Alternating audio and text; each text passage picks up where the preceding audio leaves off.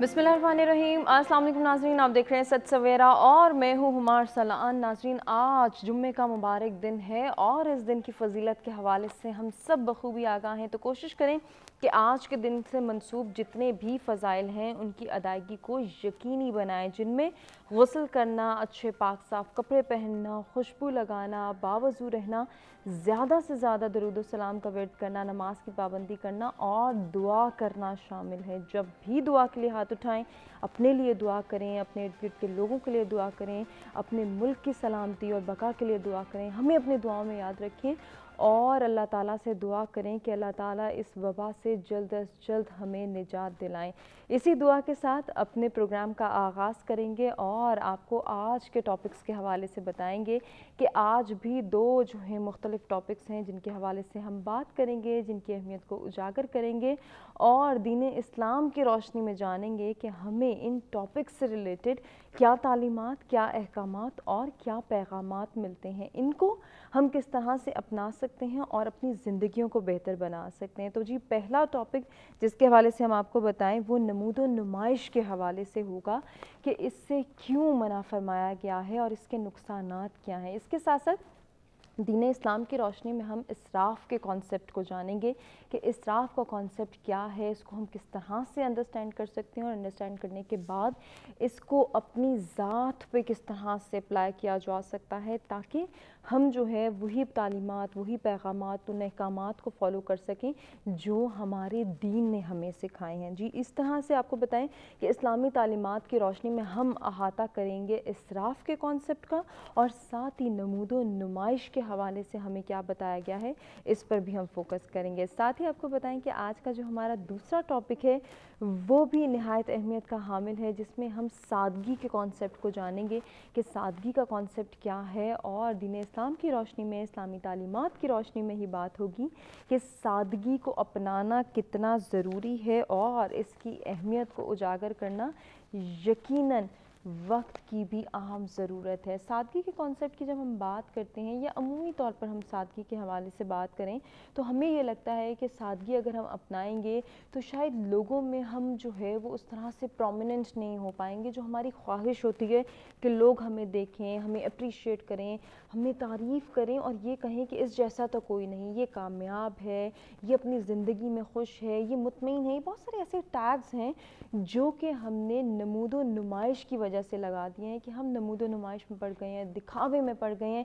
Show off में पड़ गए हैं। हम चाहते हैं कि जो हमारे पास है, जो हम हैं, वो हम 10 लोगों को बताएं, 4 लोगों को बताएं, ताकि वो ये समझ सकें कि उनके पास शायद ये चीज़ें नहीं हैं, हमारे पास हैं, हम ये काबिलियत रखते हैं, हम ये अहलियत रखते हैं। ऐसी बहुत सारी चीज़ें हैं जिन पर हम जो है इन डिटेल गुफ्तगू करेंगे। दोनों टॉपिक्स के हवाले से आप हमारे साथ कुछ शेयर करना चाहें, कुछ पूछना चाहें, या फिर हमारे साथ जो आज हमारे बेहतरीन इस्लामिक स्कॉलर्स मेहमान मौजूद होंगे उनसे कोई सजेशन लेना चाहें तो लाइव कॉल्स के ज़रिए आप भी पार्टिसिपेट कर सकते हैं। ओवरसीज़ पाकिस्तानी जो ये प्रोग्राम देख रहे हैं, नमूदो नुमाइश के हवाले से कोई सजेशन उनके माइंड में हो, इसराफ़ के कॉन्सेप्ट को क्लियर करने के हवाले से कोई राय देना चाहें या फिर सादगी को कैसे अपनाया जाए इस पर उन अपने जो है ख़यालात का इजहार करना चाहें तो वो भी पार्टिसिपेट कर सकते हैं लाइव कॉल्स के थ्रू। आगाज़ में मेहमानों का तारुफ होगा, मेहमानों से बातचीत का आगाज़ होगा, लेकिन जी उससे पहले हर रोज़ की तरह आज भी हम मौसम के हवाले से बात करेंगे और देखेंगे कि आज का वेदर हमें क्या इंडिकेट कर रहा है।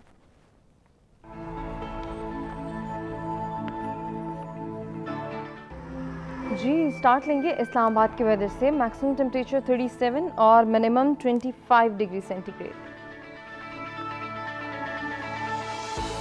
इस्लामाबाद के बाद बात हो जाए लाहौर की। मैक्सिमम टेम्परेचर 39 और मिनिमम 27 डिग्री सेंटीग्रेड।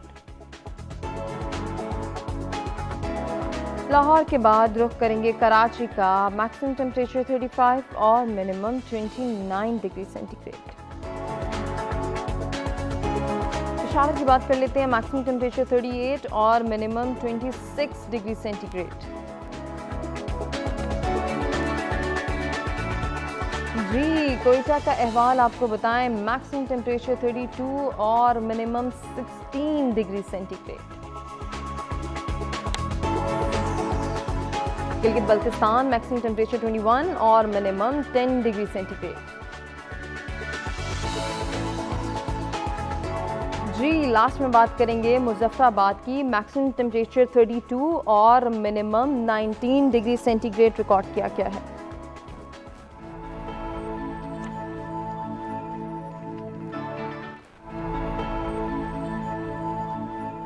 جی موسم کی صورتحال آپ نے جانی. آج کے دونوں ٹاپکس کے حوالے سے بھی ہم آپ کو بتا چکے ہیں. سب سے پہلے نمود و نمائش کے حوالے سے بات ہوگی, دکھاوے کے حوالے سے بات ہوگی, شو آف کے حوالے سے بات ہوگی, اور اس کے ساتھ ساتھ ہم بات کریں گے اسراف کے کانسیپٹ کی. دین اسلام کی روشنی میں اسراف کے حوالے سے ہمیں کیا پیغامات ملتے ہیں, اس پر ہم روشنی ڈالیں گے. اور اس پر بات کرنے کے لیے جو مہمان ہمارے ساتھ موجود ہیں ان میں سب سے پہلے اسٹوڈیوز میں ہمیں جوائن کر رہے ہیں علامہ حیدر علوی صاحب. آپ سب ان کو جانتے ہیں, اسلامک اسکالر ہیں, ہمارے مختلف پروگرامس میں آتے رہتے ہیں. السلام علیکم. وعلیکم السلام. بہت شکریہ علامہ صاحب آپ کی تشریف آوری کا. آج کے دوسرے مہمان ان کا تعارف بھی کراتے ہیں. سید امجد نقوی صاحب ہمارے ساتھ موجود ہیں, آپ بھی اسلامک اسکالر ہیں, خوش آمدید کہتے ہیں. السلام علیکم. وعلیکم السلام. بہت شکریہ آپ کی تشریف آوری کا. آج کے جو ہمارے تیسرے مہمان ہیں ناظرین وہ نعت خواں ہیں, ان کو بھی خوش آمدید کہیں گے. عباس علی اشرف ہمارے ساتھ موجود ہیں. عباس آپ سے ہی گزارش کریں گے کہ آپ اس نشست کا باقاعدہ آغاز کریں حمد ثنائے رب جلیل پیش کر کے. بسم اللہ کیجیے. یا اللہ ہو یا اللہ, اللہ یا اللہ ہو یا اللہ, اللہ یا اللہ ہو یا اللہ. مجھ پر اپنی رحمت کر دے, مجھ پر اپنی رحمت کر دے, یا اللہ ہو یا اللہ, اللہ یا اللہ ہو یا اللہ. مجھ پر اپنی رحمت کر دے یا اللہ, یا اللہ. مجھ پر اپنی رحمت کر دے یا اللہ, یا اللہ, یا اللہ ہو یا اللہ. میرا خالی دامن بھر دے, میرا خالی دامن بھر دے, یا اللہ ہو یا اللہ, اللہ یا اللہ ہو یا اللہ. میرا خالی دامن بھر دے اللہ, میرا خالی دامن بھر دے, یا اللہ ہو یا اللہ, اللہ یا اللہ ہو یا اللہ. اور جب تڑپوں طیبہ سے بلاوا آ جائے, آ جائے, جب تڑپوں طیبہ سے بلاوا آ جائے, آ جائے, آ جائے, بلاوا آ جائے. آؤ میں اتنا کو اثر دے, آؤ میں اتنا کو اثر دے, یا اللہ ہو یا اللہ, اللہ یا اللہ ہو یا اللہ.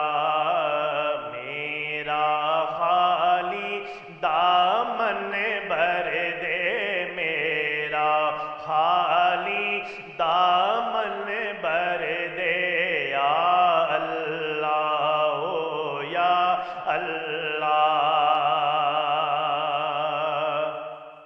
اور چھوڑ کے در تیرا اب اور کہاں جائے, کہاں جائے, چھوڑ کے در تیرا اب اور کہاں جائے, کہاں جائے, کہاں جائے, کہاں جائے.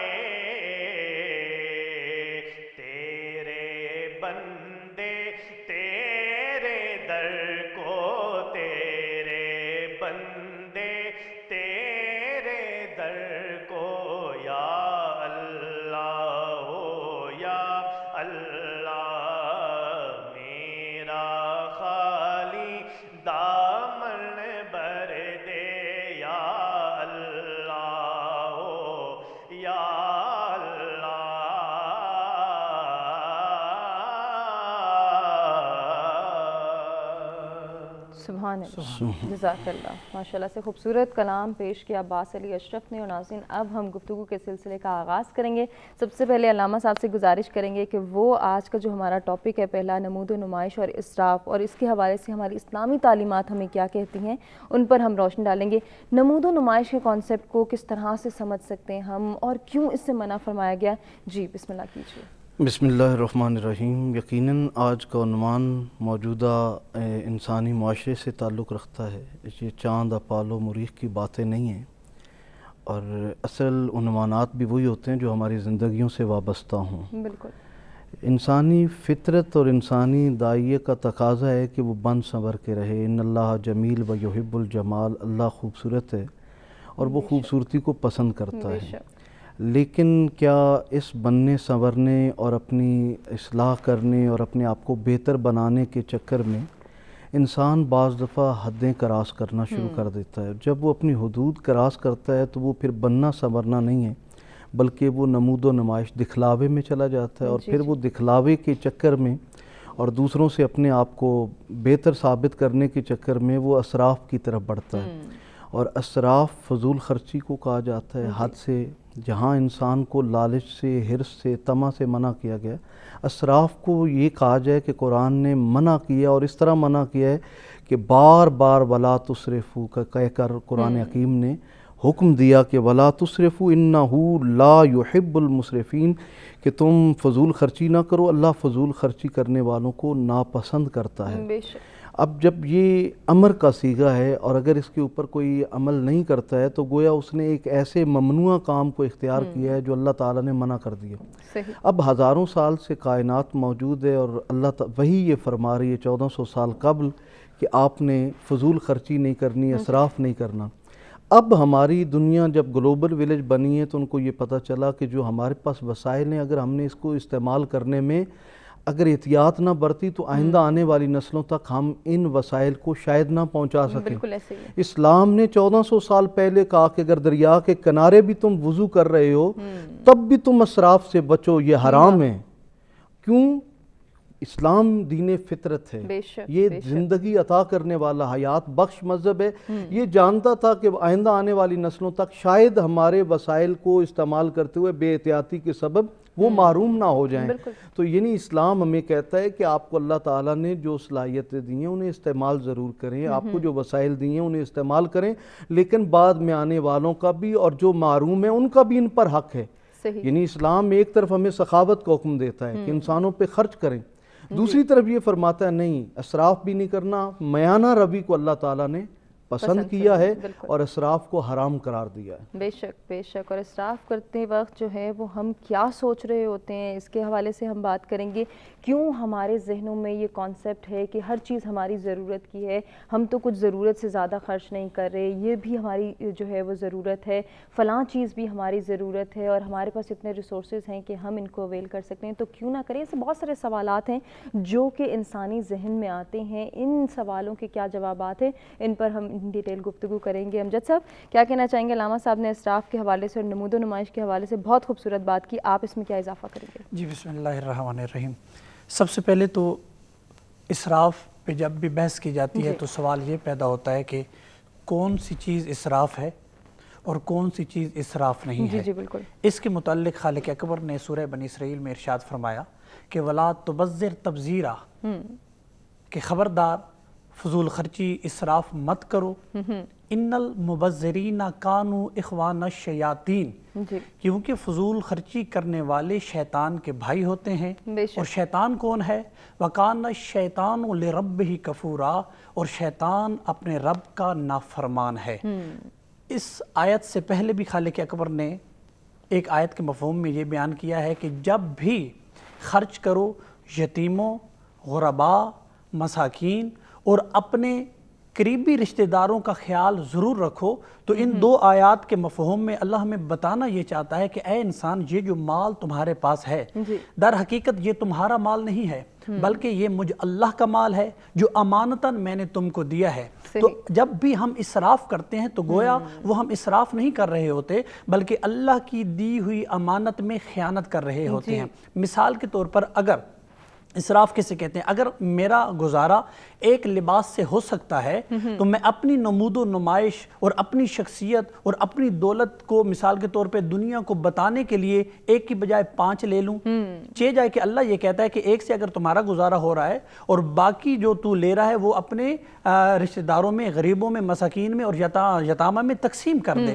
دوسری بات یہ ہے کہ مثال کے طور پہ آپ ایک بلب کی روشنی سے اگر گزارا ہو سکتا ہے تو آپ 2 کیوں جلاتے ہیں؟ یعنی کہ اسراف کا تعلق شعبہ ہے زندگی کا، ہر شعبہ ہے زندگی سے اس کا تعلق ہے، لباس کے حوالے سے ہے، کھانے کے حوالے سے ہے۔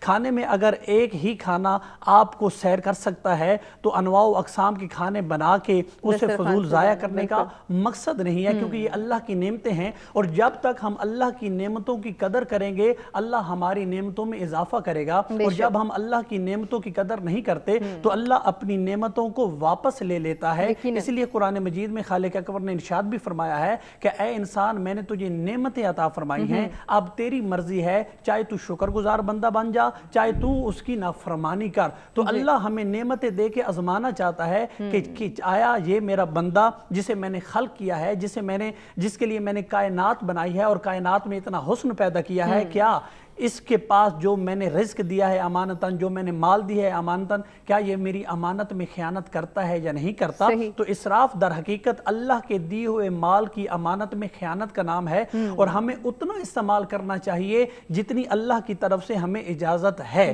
اس کے حوالے سے قبلہ نے ایک اور طرف بھی اشارہ فرمایا ہے کہ جہاں پہ اللہ پاک نے اسراف سے منع فرمایا ہے وہاں پہ سخاوت کا بھی حکم دیا ہے۔ سخاوت الگ چیز ہوتی ہے، اسراف الگ چیز ہوتی ہے۔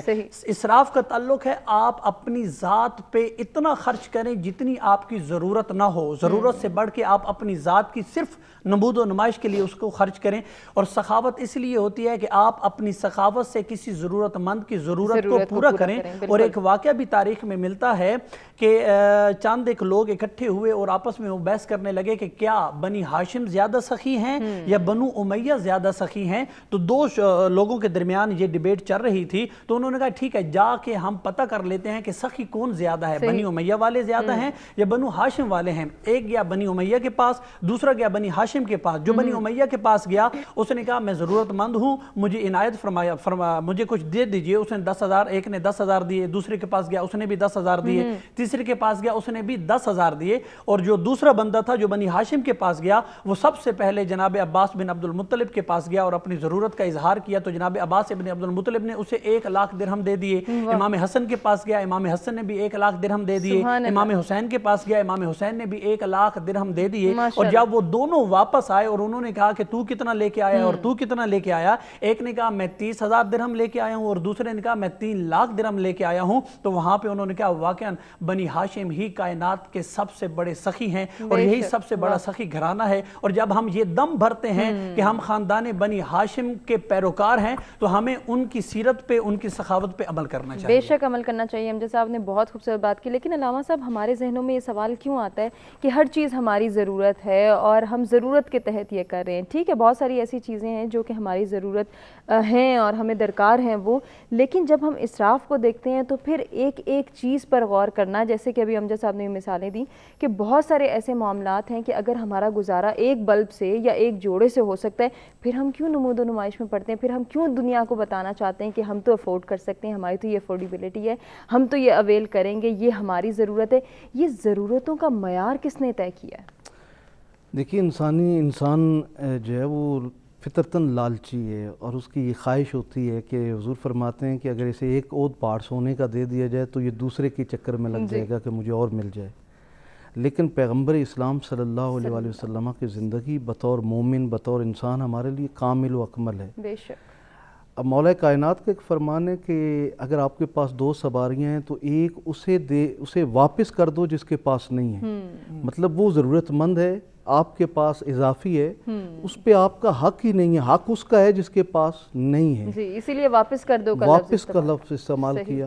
اس سے ہمیں ایک تو یہ ائمہ طاہرین سے اور مولا کائنات سے یہ پتہ چلتا ہے کہ اپنے پاس ذخیرہ اندوزی نہیں کرنی ہے۔ اچھا استعمال کرتے وقت بھی یہ نہیں ہے کہ 2 مہمان آئے ہوں اور 10 لوگوں کا کھانا بنا کر بندہ کہے میں نے بڑا کو تیر مارا ہے، اب 2 بندوں نے تو کھانا کھا لیا، جو 8 کا بچ گیا وہ کوڑا کرکٹ میں پھینک دیا، تو اس سے اللہ تعالیٰ آپ سے خوش نہیں بلکہ ناراض ہوگا کہ آپ کو دو کا ہی کھانا پکانا چاہیے۔ اب جہاں نمود و نمائش کی رسول اللہ صلی اللہ علیہ وسلم نے کس طرح مذمت کی کہ صحابہ کرام میں اہل بیت اطہار میں جب حضور بیٹھتے تھے تو کسی الگ جگہ کا انتخاب نہیں کرتے تھے، ان کے درمیان بیٹھتے، یہاں تک کہ آنے والوں کو پوچھنا پڑتا کہ بھی تو آپ میں پیغمبر اسلام کون ہے۔ سلمان فارسی رضی اللہ عنہ اکثر جھڑک کر کہتے، دیکھتے نہیں ہو ہم میں سب سے حسین و جمیل چہرے والا کون ہے، وہ کون سا چہرہ ہے جو جمال خداوندی لیے ہوئے ہے، وہ ایک الگ ہے۔ لیکن نبی کریم صاحب الاولاق نے کبھی ٹانگیں پھیلا کر نہیں بیٹھے اپنی کسی بھی مجلس کے اندر چلتے وقت، جیسے کہ اب دیکھا جاتا ہے کہ اب تو بندہ کہتا ہے جناب جب تک مجھے پراپر، ہمارے ہاں تو بعض اب موجودہ جو جاہل صوفی ہیں وہ تو اس طرح بیٹھتے ہیں جیسے کوئی باقاعدہ ایک شاہانہ جلال کے ساتھ کو بادشاہ وقت بیٹھ رہا ہو۔ 12ویں صدی تک اولیاء اللہ جو ہیں وہ فرش محمدی پر بیٹھتے تھے، کرسی پر نہیں بیٹھتے تھے۔ مولا علی شیر خدا کی یہ سنت ہے، کسی نے مولا کائنات سے پوچھا کہ علی آپ کبھی کرسی پر اور تخت پر نہیں بیٹھے ہیں، وجہ کیا ہے؟ آپ نے ایک سادہ سا جملہ فرمایا جو زمین پر بیٹھتا ہے وہ گرتا نہیں ہے۔ واہ سبحان اللہ۔ یعنی انسان اگر ان ہستیوں کے فرامین پر عمل کرنا شروع کر لے اور انہیں اپنا لے تو انسان اپنی نظروں میں بھی نہیں گرتا، دوسروں کی نظروں میں بھی نہیں گرتا۔ اور جب انسان نمود و نمائش کے اندر لگتا ہے، اب یہاں یہ ہے کہ لوگ یہ سمجھتے ہیں کہ جب نمود و نمائش سے یہ مراد ہے کہ آپ اسے ترک کر دیں، مطلب آپ کسی ایسے ویرانے میں بیٹھ جائیں، دیوار سے لگ جائیں، نہیں۔ اللہ نے جو آپ کو وسائل دیے ہیں ان کے اندر آپ استعمال کریں، لیکن ان کو استعمال کرتے وقت ان کا ضیاع نہ کیا جائے، اور لوگوں کے اوپر خرچ کریں، لیکن جب اپنی ذات کی باری آئے تو اتنا ہی جتنا آپ کی ضرورت ہے۔ یعنی اس سے جب آپ بڑھتے جاتے ہیں پروردگار عالم کا حکم آ جاتا ہے کہ بس اب تم اپنی حد سے بڑھ گئے ہو، اب ہم تمہیں ناپسند کرتے ہیں۔ یہ نہیں ہے کہ انسان کو لباس سے اللہ نے منع کیا ہو، خوراک سے منع کیا ہو، جو باقی ضروریات زندگی ہیں ان کے استعمال سے، لیکن ان کو استعمال کرنے کا جو طریقہ بتایا۔ صوفیہ فرماتے ہیں کہ کبھی آپ مرغابی کو دیکھیں، وہ ایک پانی کے اندر تیرنے والا پرندہ ہے، جو وہ آتا ہے غوطہ خوری کرتا ہے، کبھی ادھر تیر رہا ہے کبھی ادھر، لیکن جب پلٹ رہا ہوتا ہے تو اس کے پروں کے اندر ایک قطرہ بھی پانی کا نہیں ہوتا، وہ اسی لیے اڑ جاتا ہے۔ انسان کو بھی زندگی میں تمام آسائشیں، تمام ضرورتیں استعمال کرے، لیکن ان کو اس حد تک اپنے دل میں نہ لے آئے کہ واپسی کی پرواز ہی اس کے لیے مشکل ہو جائے۔ ہمارے ہاں تو یہ ہے کہ ایک سٹوری کے بعد دوسری کیسے بنانی ہے، تیسری کیسے بنانی ہے، جبکہ آقا فرماتے ہیں جب ایک کے بعد دوسری سٹوری آپ کھڑی کرنے لگے ہیں تو آپ پڑوسی سے پوچھ لیں، شاید اس کی ہوا، شاید اس کی دھوپ، شاید اس کی چھاؤں میں کوئی کمی تو نہیں آ رہی، رکاوٹ تو نہیں آ رہی ہے۔ اگر وہ منع کر دے تو آپ کو اجازت نہیں ہے، لیکن ہم کہتے نہیں ہماری زمین ہے، ہمارا حق ہے۔ اس کو دکھائیں گے نہیں تو کیسے پتہ چلے گا کہ ہمارے پاس اتنے پیسے ہیں۔ علامہ صاحب اس کو ہم ضرور کنٹینیو کریں گے، ایک بریک کی جانب ناظرین، ہم بڑے بریک سے واپس آتے ہیں، گفتگو کے سلسلے کو آگے بڑھاتے ہیں۔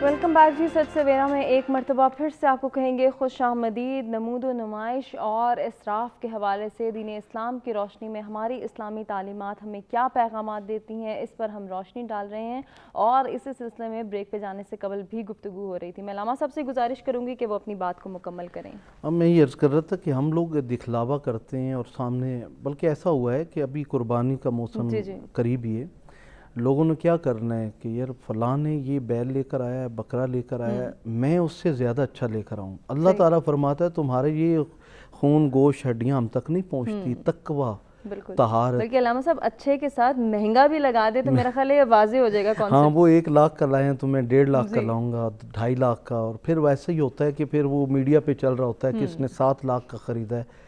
اب جس نے 70,000 کا لینا ہے وہ 7 لاکھ کے مقابلے میں تو کچھ نہیں ہے، لیکن وہ اللہ کی رضا کے لیے نہیں کر رہا، وہ نمود و نمائش ہے۔ میں نظر آؤں کہ محلے کے اندر مجھ سے زیادہ پاورفل، پیسے والا، طاقت والا کوئی نہیں ہے، تو پروردگار عالم کو یہ عمل سخت ناپسند ہے۔ اگر آپ نے اس کی رضا کے لیے کرنا ہے تو پھر اسی کے لیے ہو۔ ہمارے ہاں صوفیہ آل اللہ یہ فرماتے ہیں کہ آپ اپنی نظروں میں بعض دفعہ گر جاتے ہیں. نمود و نمائش میں انسان کا دل غیر مطمئن ہونا شروع ہو جاتا ہے, کیونکہ اس کو ہر بار سکون نصیب نہیں ہوتا ہے. سکون نصیب ہوتا ہے رائے خدا میں خرچ کرنے سے, اپنی ذات پہ خرچ کرنے سے نہیں. اور اس کو یعنی قرآن حکیم کہتا ہے الہاکم التکاثر حتی زرتم المقابر, کہ ان کو کثرت مال نے ہلاکت میں ڈال دیا, یہاں تک کہ انہوں نے اپنی قبروں تو کو دیکھ لیا.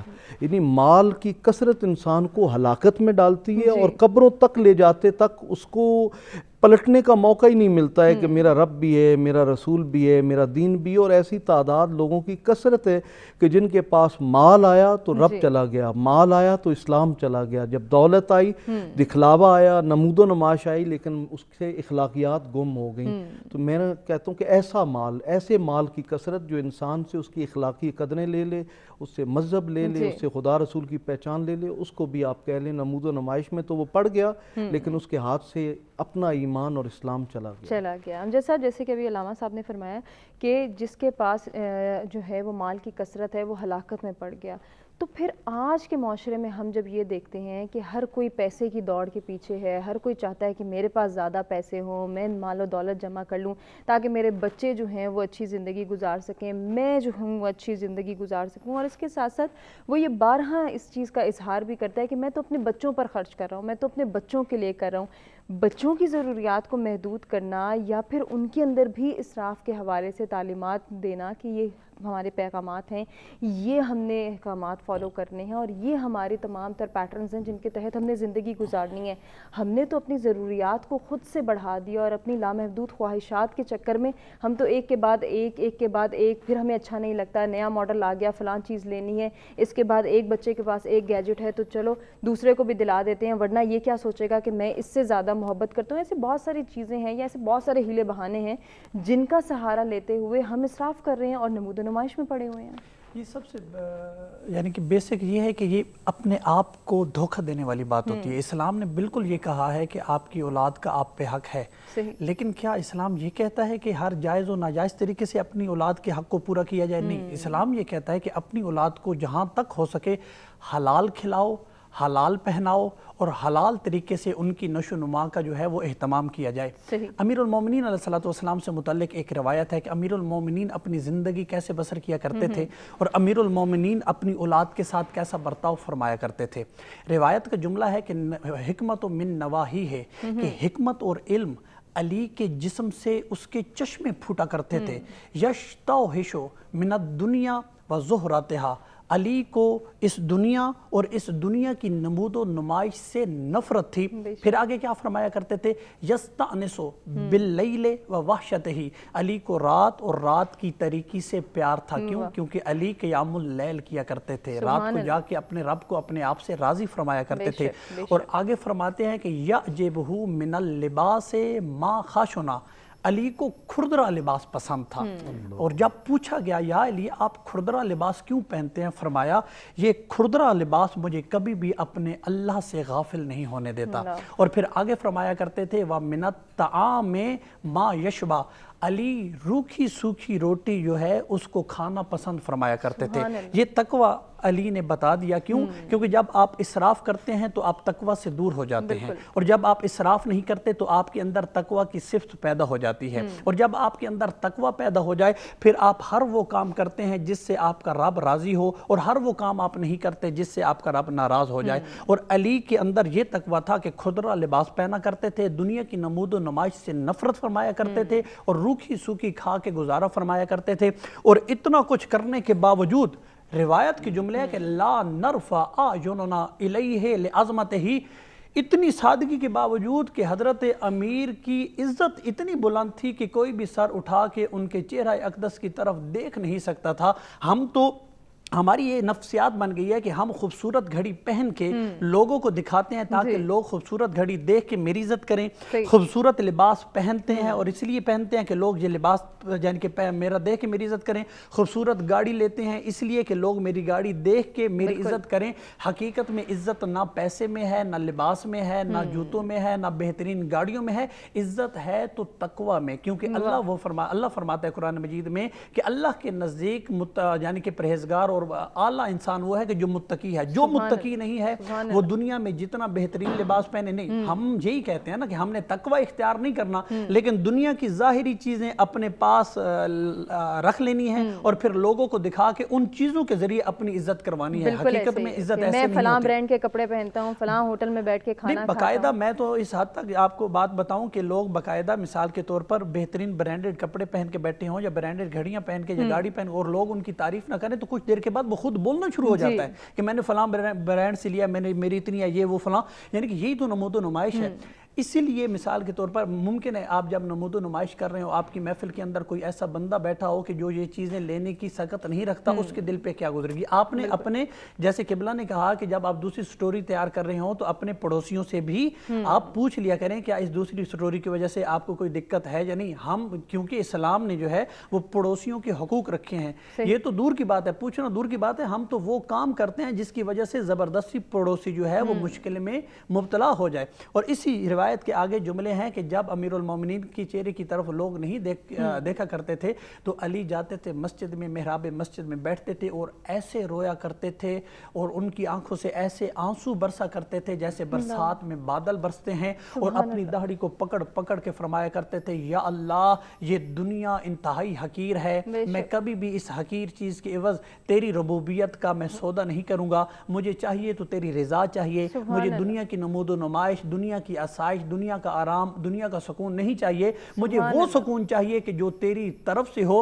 اور اللہ کیا فرماتا ہے, ہم بعض اوقات یہ کہتے ہیں کہ میں نے جیسے پہلے تذکرہ کیا کہ کرسی ہمیں مل جائے, اقتدار ہمیں مل جائے, پیسہ ہمیں مل جائے, گاڑیاں ہمیں مل جائیں, ہم اس میں سکون تلاش کرتے ہیں. جبکہ قرآن کیا کہتا ہے, الا بذکر اللہ تطمئن القلوب, کہ بالتحقیق اگر سکون حاصل کرنا چاہتے ہو تو دلوں کا سکون جو ہے وہ اللہ کے ذکر میں ہے.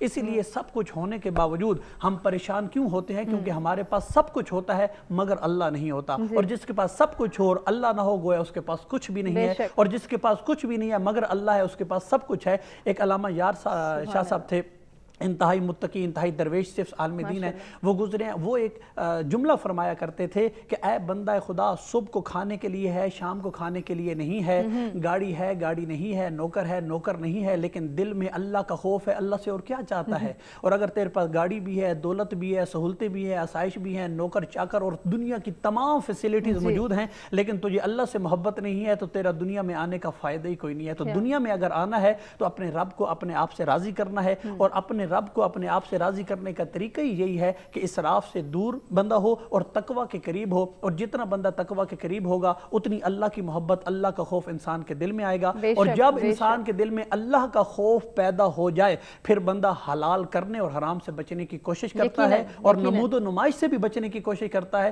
اور ہر اس کام سے بچنے کی کوشش کرتا ہے کہ جس میں اللہ کی ناراضگی پائی جائے. بے شک بے شک, بڑی خوبصورت بات کی امجد صاحب نے. علامہ صاحب, اسراف کا جو سب سے زیادہ ہمیں جو ہے وہ عملی مظاہرہ نظر آتا ہے آج کل, اگر بات کی جائے, چلیں لاک ڈاؤن کا پیریڈ ہے, اس کے بعد بھی ہم وہیں اپنی روٹین پہ آ جائیں گے. ہماری سوسائٹی وہی تمام ٹرینڈز, وہی تمام ٹریڈیشنز جو کہ خود سے سیٹ کیے گئے ہیں انہی کو فالو کرنا شروع کر دیں گے, جن میں شادیوں کا جو کانسیپٹ ہے, جب تک شادی جو ہے وہ بڑے پیمانے پہ نہ کی جائے, 1000 سوٹ نہ بنا لیے جائیں, 10,000 مہمانوں کو نہ بلا لیا جائے, پھر ان کو بتایا جائے, دکھایا جائے کہ جی ہم اتنے سکت رکھتے ہیں, ہمارے پاس اتنا ہے, اس لیے ہم نے اپنی بیٹی کو اتنے سونے دے دیا, اتنے تولے ہم نے زیور دے دیا, اتنے جو ہے ہم نے کپڑے دے دیے, ہم نے پورے سسرال والوں کے لیے یہ بنا دیا. اب یہ ٹرینڈ جب ہماری سوسائٹی میں آ چکا ہے اور یہ بہت تیزی سے ڈیولپ بھی ہو رہا ہے, پروموٹ بھی ہو رہا ہے, تو وہ طبقہ جو کہ افورڈیبلٹی نہیں رکھتا یا پھر ان کے پاس اتنی جو ہے وہ اپنی خواہشات پورا کرنے کے لیے ہمت نہیں ہے, سکت نہیں ہے, ان کے دل پہ کیا گزر رہی ہے, اور ان کی بیٹیوں کی خواہشات, ان کی بیٹیوں کے جذبات وہ کس طرح سے متاثر ہو رہے ہیں, اس کے حوالے سے ہمیں اسلامی تعلیمات کیا کہتی ہیں. میں چاہوں گی تھوڑا سا اس جانب بھی ہم ضرور بات کریں. نکاش اقبال نے کہا تھا, رہ گئی رسم اذاں روح بلالی نہ رہی, فلسفہ رہ گیا تلقین غزالی نہ رہی. ہم رسومات میں پھڑ گئے ہیں, اور یہ برصغیر کی رسومات ہیں, اسلامی رسومات میں نہیں ہے. اسلامی رسومات میں ایجاب و قبول, اور آپ نے اس کو حق مار کتنا دیا ہے. جو باقی جتنی بھی رسومات ہیں, چاہے وہ مہندی ہو, چاہے وہ دیگر ہیں, یہ ساری اگر اسے کہا جائے کہ یہ ہندوانہ رسومات ہیں تو یہ بے جا نہیں ہوگا. صحیح. ہم ان کی رسومات کو برا نہیں کہتے لیکن ہم نے اس کے اوپر بڑھاوا دیا اور اتنا ہی اس میں نمود و نمائش لے کر آگے کہ ہم باقاعدہ محلے کے اندر خواتین کو بتایا جاتا ہے. ہمارے ہاں پنجابی میں وری کا لفظ استعمال ہوتا ہے کہ جناب اب یہ سوٹ تیار ہو گئے ہیں, اب یہ سارا زیور پڑا ہوا ہے, اب بچی کے لیے اور فلاں برانڈ کی یہ چیز ہے, فلاں کی یہ چیز ہے, اور جناب فریجیں اتنی ہیں, ہمارے ایل سی ڈی یہ ہے, اور ہر چیز لگا کر یوں دکھایا جا رہا ہوتا ہے کہ جیسے کہ یہ عمل شاید دین کا حصہ ہے, شادی کا حصہ ہے. لیکن اس کا نقصان کیا ہے کہ ہمارے ملک کے اندر اب ایک بڑی تعداد ہماری بچیوں کی ایسی ہے کہ جن کی رخصتی ہی ممکن نہیں ہے ان جاہلانہ رسومات کی وجہ سے, جن کا نہ دین سے تعلق ہے نہ اخلاق کے, سوائے نمود و نمائش کے.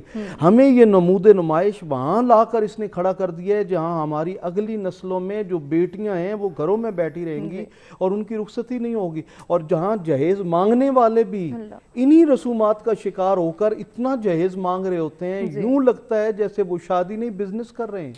اس کا مطلب یہ ہوا کہ ان والدین کو بھی احتیاط کرنی چاہیے, اور اگر اللہ نے انہیں وسائل دیے وہ ضرور اپنی بیٹی کو دیں, لیکن اس کی نمود و نمائش کر کے جو غریب طبقہ ہے ان کی دل آزاری نہ کریں. ہمارا دین تو یہ کہتا ہے کہ اگر آپ گھر میں گوشت پکا رہے ہیں تو آپ اس میں شوربے میں اضافہ کر دیں تاکہ پڑوسیوں کی اگر وہاں اس کی خوشبو جاتی ہے تو ان کے بچوں اگر ان کے ہاں نہیں ہے گوشت تو کم از کم اتنا تو ہو کہ آپ تھوڑا سا بھیج دیں گے تو وہ بچے بھی کھا لیں گے.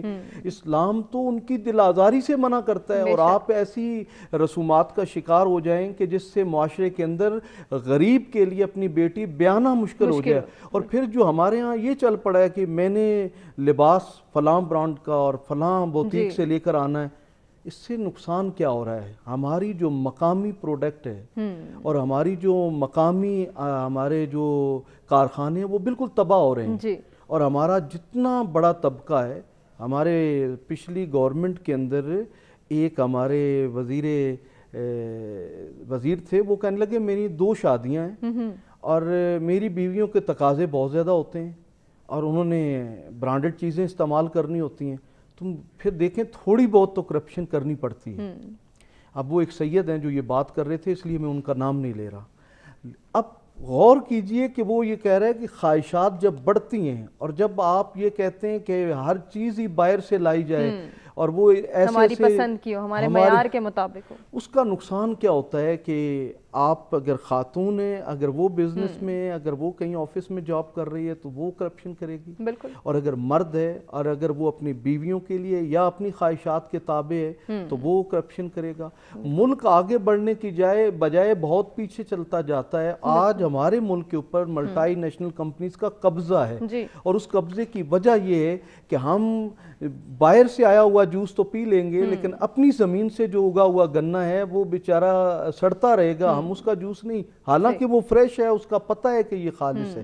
ہمارے اپنے مالٹے وہ گلتے سڑتے رہیں گے اور ہم جوس وہ لیں گے جو ڈبے میں پڑا ہوا ہے جس کے اوپر یقین بھی نہیں ہے کہ اس کے اندر کیمیکل ہے یا جوس ہے, کیونکہ ہم نے دوسروں کو بتانا ہے نا کہ ہم امپورٹڈ چیز جو ہے وہ پی لیتے ہیں. تو یہ چیز ہمیں بطور پاکستانی بہت زیادہ یہ کہہ لیں کہ پیچھے لے کے جا رہی ہے.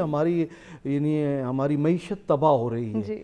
یہ اسراف کی بدترین صورت ہے کہ ہم اپنے ملک کی اپنی دھرتی سے پیار نہ کریں, اس سے اگا ہوا نہ کھائیں, اس پہ بنی ہوئی چیزوں کو استعمال نہ کریں اور باہر سے لا کر لوگوں میں بڑے اترا رہے ہوں.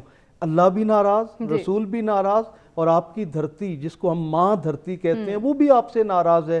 تو پھر آپ کیسے اللہ رسول کی بارگاہ میں سرخرو ہو سکتے ہیں؟ بالکل علامہ صاحب, جو آپ نے بات کی ہے میں اسی کو آگے لے کر جانا چاہوں گی. امجد صاحب, یہ جو شادیوں کے کانسیپٹ کے حوالے سے ہم بات کر رہے ہیں, بہت ساری بچیوں کے, بہت ساری بہنوں کے رشتے اس وجہ سے بھی نہیں ہو رہے کیونکہ ان کے والدین کی ڈیمانڈز بہت زیادہ ہیں, اور وہ کہتے ہیں کہ ہم اپنی بچی کی سیکیورٹی کے لیے کر رہے ہیں, ہم اپنی بچی کا فیوچر سیکیور کرنا چاہتے ہیں, اس لیے ہم جو ہے وہ لڑکے والوں سے یہ ڈیمانڈ کرتے ہیں کہ لڑکے کے پاس اپنا گھر ہو, گاڑی ہو. یہ کامن پریکٹسز ہیں جو کہ اس وقت معاشرے کی بدحالی یا معاشرے میں ناہمواریاں پیدا کرنے کا سبب بن رہی ہیں. لڑکا اتنا کماتا ہو, اتنی سیلری ہو, اگر جاب نہیں کرتا, بزنس کرتا ہے تو پھر اس کی انکم ہمیں پتہ چلے, پہلے ہماری بچی سیٹسفائی ہو تو جا کے ہی ہم یہ رشتہ پکا کریں گے.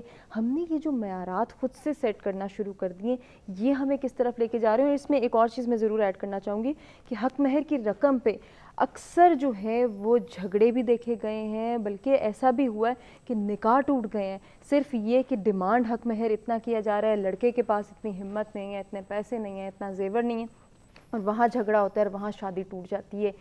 یہ جو ہماری سوسائٹی کا کانسیپٹ ہے یا ٹرینڈ ہے، اس کے حوالے سے ہمیں کیا بتائیں گے؟ جی، سب سے پہلے یہ ہے کہ ایک ہے تخلیقی اسلام اور ایک ہے حقیقی اسلام۔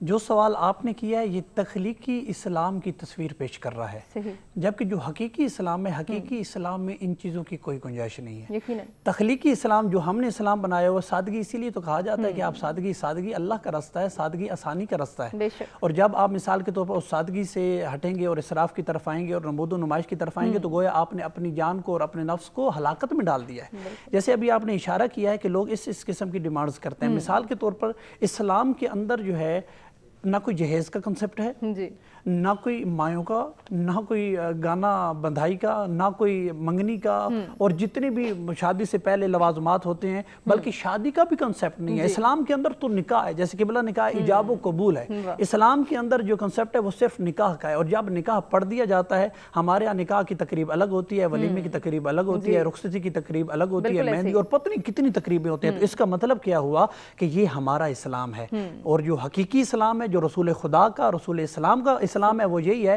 کہ چاہے 2 کپڑے بھی ہوں، ان 2 کپڑوں کے اندر اپنی بیٹی کو اپنے گھر میں مت بٹھاؤ اور اسے رخصت کر دو۔ اور ایک روایت بھی ہے کہ اگر بیٹی شادی کی قابل ہو جائے اور والدین اپنی یعنی کہ اپنا خواہشات کی وجہ سے اس کی رخصتی نہیں کرتے تو خالق اکبر والدین کی دعائیں قبول نہیں کرتا، والدین سے اپنی رحمتوں کو جو ہے اللہ روک لیتا ہے۔ کیوں؟ کیونکہ بیٹی کا ایک حق ہے جو والد پورا نہیں کر رہا۔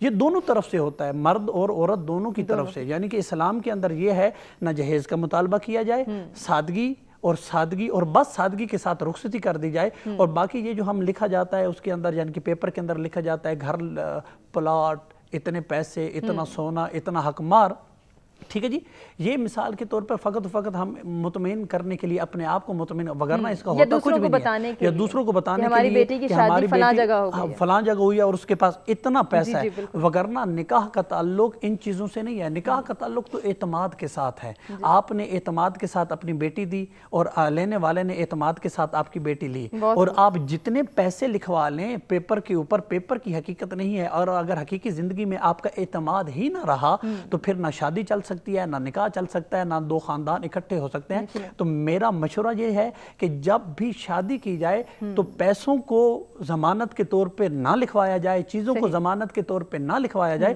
بلکہ آپس کے اندر جو ہے وہ اعتماد کو بلڈ کیا جائے، آپس کے اندر اعتماد کی فضا کو قائم کیا جائے۔ جب اعتماد قائم ہو جائے گا پھر آپ کو کسی چیز کی ضمانت لینے کی ضرورت نہیں ہے، اور اپنی بیٹی کو اللہ کے سپرد کریں، اور پھر اللہ جانے اور آپ کی بیٹی کا رزق جانے، اور انشاءاللہ جب آپ چیز کوئی بھی اللہ کے سپرد کرتے ہیں تو اللہ عادل ہے، اللہ اس چیز کو ایسے خالی نہیں چھوڑتا۔ بے شک امجد صاحب، لیکن اگر کوئی اس طرح سے سادگی کرے، نمود و نمائش میں نہ پڑے، اور یہ کہے کہ ٹھیک ہے ہم نے دکھاوا نہیں کرنا، ہم نے شو آف نہیں کرنا، ہم نے کسی کو نہیں بتانا کہ ہم کیا کریں، لیکن ہم جو ہے وہ اتنی سادگی سے نہیں کر سکتے کیونکہ ہم نے جس سوسائٹی کا ہم حصہ ہیں، جو ہمارا سوشل سرکل ہے، جو ہمارے ریلیٹیوز ہیں، وہ باتیں بنائیں گے، وہ ہمیں پتہ نہیں کیا سمجھیں گے کہ کیوں ہم جو ہے وہ نمود و نمائش نہیں کرے، کیوں ہم اسراف نہیں کرے، کیوں ہم دکھاوے میں نہیں ہیں۔ یہی تو دین ہے، دین اسی کو تو کہتا ہے کہ اپنی خواہشات کی اور اپنے معاشرے کی ڈیمانڈز کی مخالفت کرنا۔ میں ایک مثال دے دیتا ہوں، شہید عارف حسینی صاحب کی ایک مثال ہے، ان کے سامنے انتہائی مرغن کھانا بن کے آیا، تو جب ان کے سامنے کھانا رکھا گیا تو انہوں نے تھوڑا سا اس کے اندر پانی ملا دیا کہ جو اس کی مرغن یعنی کہ اپنا ذائقہ تھا اس کو انہوں نے تھوڑا سا تبدیل کر دیا۔ تو پوچھنے والے نے پوچھا کہ آپ کے پاس مرغن کھانا آیا ہے تو وہ آپ نے کیوں نہیں کھایا؟ اس نے کہا مرغن کھانا کھاتا تو میں اپنی خواہش کا شکار ہو جاتا، اور میں نے اس کو بے ذائقہ اس لیے کیا تاکہ میں اپنی یعنی کہ نفسانی خواہش کا شکار نہ ہو جاؤں۔ یہ جو آپ نے بات کی ہے کہ ہم معاشرے میں رہتے ہیں، معاشرہ ہمیں اجازت نہیں دیتا، یہ تو آپ کی خواہشات ہے، اسلام تو نہیں ہے نا۔ جب آپ کہتے ہیں کہ آپ مسلم ہیں، جب آپ کہتے ہیں کہ آپ مومن ہیں، جب آپ کہتے ہیں کہ آپ رسول خدا کے امتی ہیں اور اللہ کے پیروکار ہیں اور اللہ کو مانتے ہیں، تو پھر تو یہ چیزیں کوئی معنی نہیں رکھتی۔ اور جب آپ معاشرے کی خیال رکھیں گے، 2 ہی چیزیں ہو سکتے ہیں، یا آپ معاشرے کو رکھ سکتے ہیں یا آپ اللہ کو اور شریعت کو رکھ سکتے ہیں۔ یہ آپ کا اختیار ہے، آپ شریعت کو رکھنا چاہتے ہیں، اللہ کو رکھنا چاہتے ہیں یا معاشرے کو رکھنا چاہتے ہیں۔ جب آپ شریعت و اللہ کا رستہ اختیار کریں گے آپ کے لیے کسی بھی قسم کی کوئی پریشانی کبھی بھی آپ کے رستے میں حائل نہیں ہوگی۔ لیکن جب آپ دنیا کو رکھیں گے آپ خود دیکھ لیں گے، آپ نے اس قسم کی شادیوں کے حشر بھی دیکھے ہیں, اس قسم کی شادیوں جو رشتے ہیں ان کے حالات بھی آپ نے دیکھے ہیں. میں یہی کہہ رہا ہوں کہ ان چیزوں سے جو ہے رشتے نہیں بنتے, رشتے بنتے ہیں اعتماد سے, اور اللہ کو اپنے معاملات حوالے کرنے سے بنتے ہیں. تو اپنے معاملات اللہ کے حوالے کریں انشاءاللہ, پھر نہ معاشرہ آپ کے خلاف ہوگا. جب اللہ آپ کے حق میں ہے تو معاشرہ آپ کا مخالف کیسے ہو سکتا ہے؟ بالکل ایسے ہی اپنی جان جوکھوں میں ڈال کے ہم وقتی طور پہ تو نمود و نمائش کر لیتے ہیں, وقتی طور پہ تو خود کو سکون دے دیتے ہیں, لیکن بعد کے مسائل کے حوالے سے ہم نہیں سوچتے. اور یہی وجہ ہے کہ ہمارے بعض جو ہیں وہ رشتے ٹوٹتے ہوئے دکھائی دیتے ہیں, گھروں میں ناچاکیاں نظر آتی ہیں, کیونکہ اس سے پہلے ہم نے جو ایکسپیکٹیشنز, جو ہم نے تمام تر چیزیں سوچی ہوتی ہیں, وہی امیدیں جب پوری نہیں ہوتی, وہ ایکسپیکٹیشنز جب نہیں جو ہیں وہ ہماری سامنے آتی, پوری ہوتی, تو پھر وہاں سے اختلافات جنم لیتے ہیں. ہم اسراف کے حوالے سے بات کریں, اسی ڈسکشن کو آگے بڑھائیں گے. ناظرین ہمیں ایک بریک کی جانب بڑھنا ہے, لیکن بریک پہ جانے سے قبل ہم عباس علی اشرف صاحب سے گزارش کریں گے کہ وہ بارگاہ رسالت مآب صلی اللہ علیہ وآلہ وسلم میں گلہائے عقیدت نچھاور کریں. ہاں ذرے ذرے پہ نگاہوں کو بچھا رکھا ہے, ہاں ذرے ذرے پہ نگاہوں کو بچھا رکھا ہے. ان کی آمد نے تو دیوانہ بنا رکھا ہے,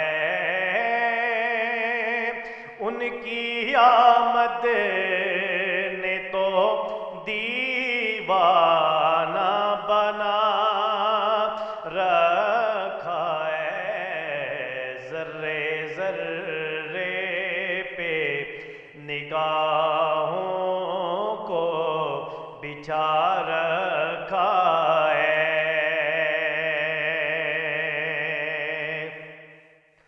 اور سر کٹا کر کے تلاوت وہ کیا کرتے ہیں,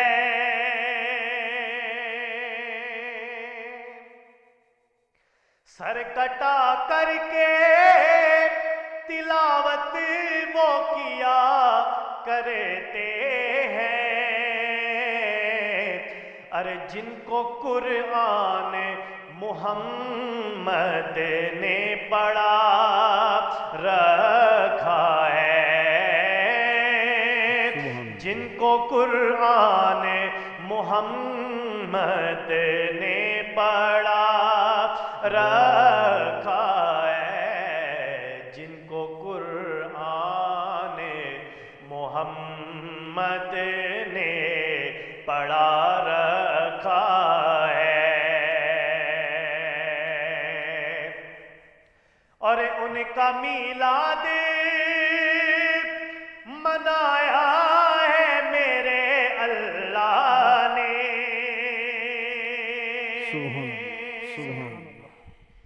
ان کا میلاد منایا ہے میرے اللہ نے. ارے محفل پاک میں نبیوں کو بولا رکھا ہے, محفل پاک میں نبیوں کو بولا رکھا ہے, محفل پاک میں نبیوں کو بلا رکھا ہے. اور کتنا ناصر ہے کرم مجھ پہ میرے آقا کا, کتنا ناصر ہے کرم مجھ پہ میرے آقا کا.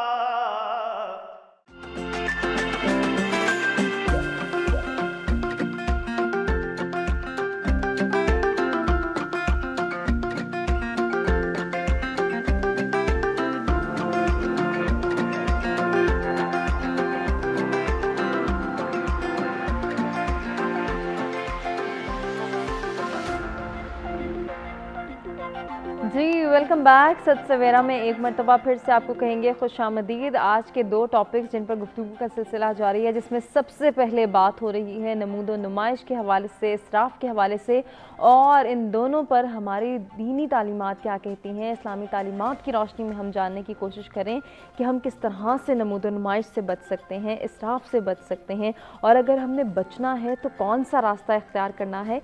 अब हम इस जानिब बढ़ेंगे। दूसरा टॉपिक जो हमारा होगा वो भी सादगी के हवाले से होगा कि सादगी को अपनाना, सादगी की अहमियत, इसको जो है वो हम किस तरह से समझ सकते हैं, और समझने के साथ साथ अपनाया किस तरह से जा सकता है ताकि हम अपनी ज़िंदगी को बेहतर बना सकें, अपनी ज़िंदगी को मुतमईन और पुरसकून बना सकें। दीन इस्लाम की रोशनी में सादगी की अहमियत पर भी हम बात करेंगे, नमूद नुमाइश से रुकने के हवाले से बात करेंगे, और इसराफ को किस तरह से जो है वो हम समझ सकते हैं, इसको कंट्रोल कर सकते हैं अपने बच्चों की तरबियत में, अपने नौजवानों की गाइडलाइन में, उनकी रहनुमाई में, इन तमाम तर चीज़ों को कैसे ऐड ऑन कर सकते हैं, क्योंकि ये हमारी लामहदूद ख्वाहिशात ही जो हैं जिनके बलबूते हम और इनको पूरा करने के चक्कर में हम वो कुछ भी कर जाते हैं जो कि हमारी तालीमात नहीं है, जिनको हम करने के कायल भी नहीं होते, लेकिन हमारे पास हीले बहाने और बहुत सारी ऐसी बातें होती हैं कि हम जो हैं वो इनकी वजह से कर रहे हैं। नाज़रीन, इन दोनों टॉपिक्स रिलेटेड आप भी हमारे साथ कुछ शेयर करना चाहें, कुछ पूछना चाहें, अपना पॉइंट ऑफ व्यू हमारे साथ शेयर कर सकते हैं लाइव कॉल्स करके। नंबर्स आपकी स्क्रीन पर मौजूद हैं। ब्रेक पे जाने से कबल जो सिलसिला जारी था उसी को आगे बढ़ाएंगे। अलामा साहब, जैसे कि गुफ्तगू हो रही थी कि इसराफ जो है इससे मना फरमाया गया है और इसको हमने कंट्रोल करना है।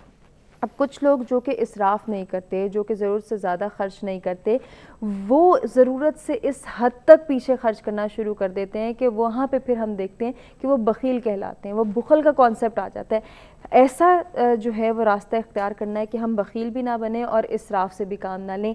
इस रास्ते को इख्तियार करना कितना मुश्किल है, कितना आसान है, उसके लिए बहुत ज़रूरी है कि हम इन दोनों टॉपिक्स को, इन दोनों कॉन्सेप्ट्स को समझेंगे तो ही अपने लिए रास्ता इख्तियार कर सकेंगे। देखिए, जहाँ इस्लाम ये कहता है कि आप इसराफ, वहाँ इस्लाम ये भी कहता है कि मोमिन बखील नहीं हो सकता।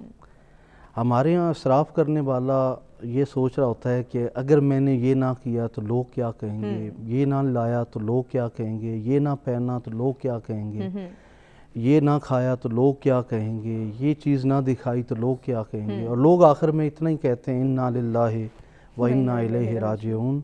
इस्लाम इसीलिए कहता है कि अपनी ख्वाहिशात को अपना खुदा ना बनाओ और अपनी ख्वाहिशात की पैरवी ना करो, अल्लाह की ख्वाहिश पे अपनी ख्वाहिश कुर्बान कर दो, तो फिर तुम्हें वो भी मिलेगा जो तुम्हारी ख्वाहिश होगी।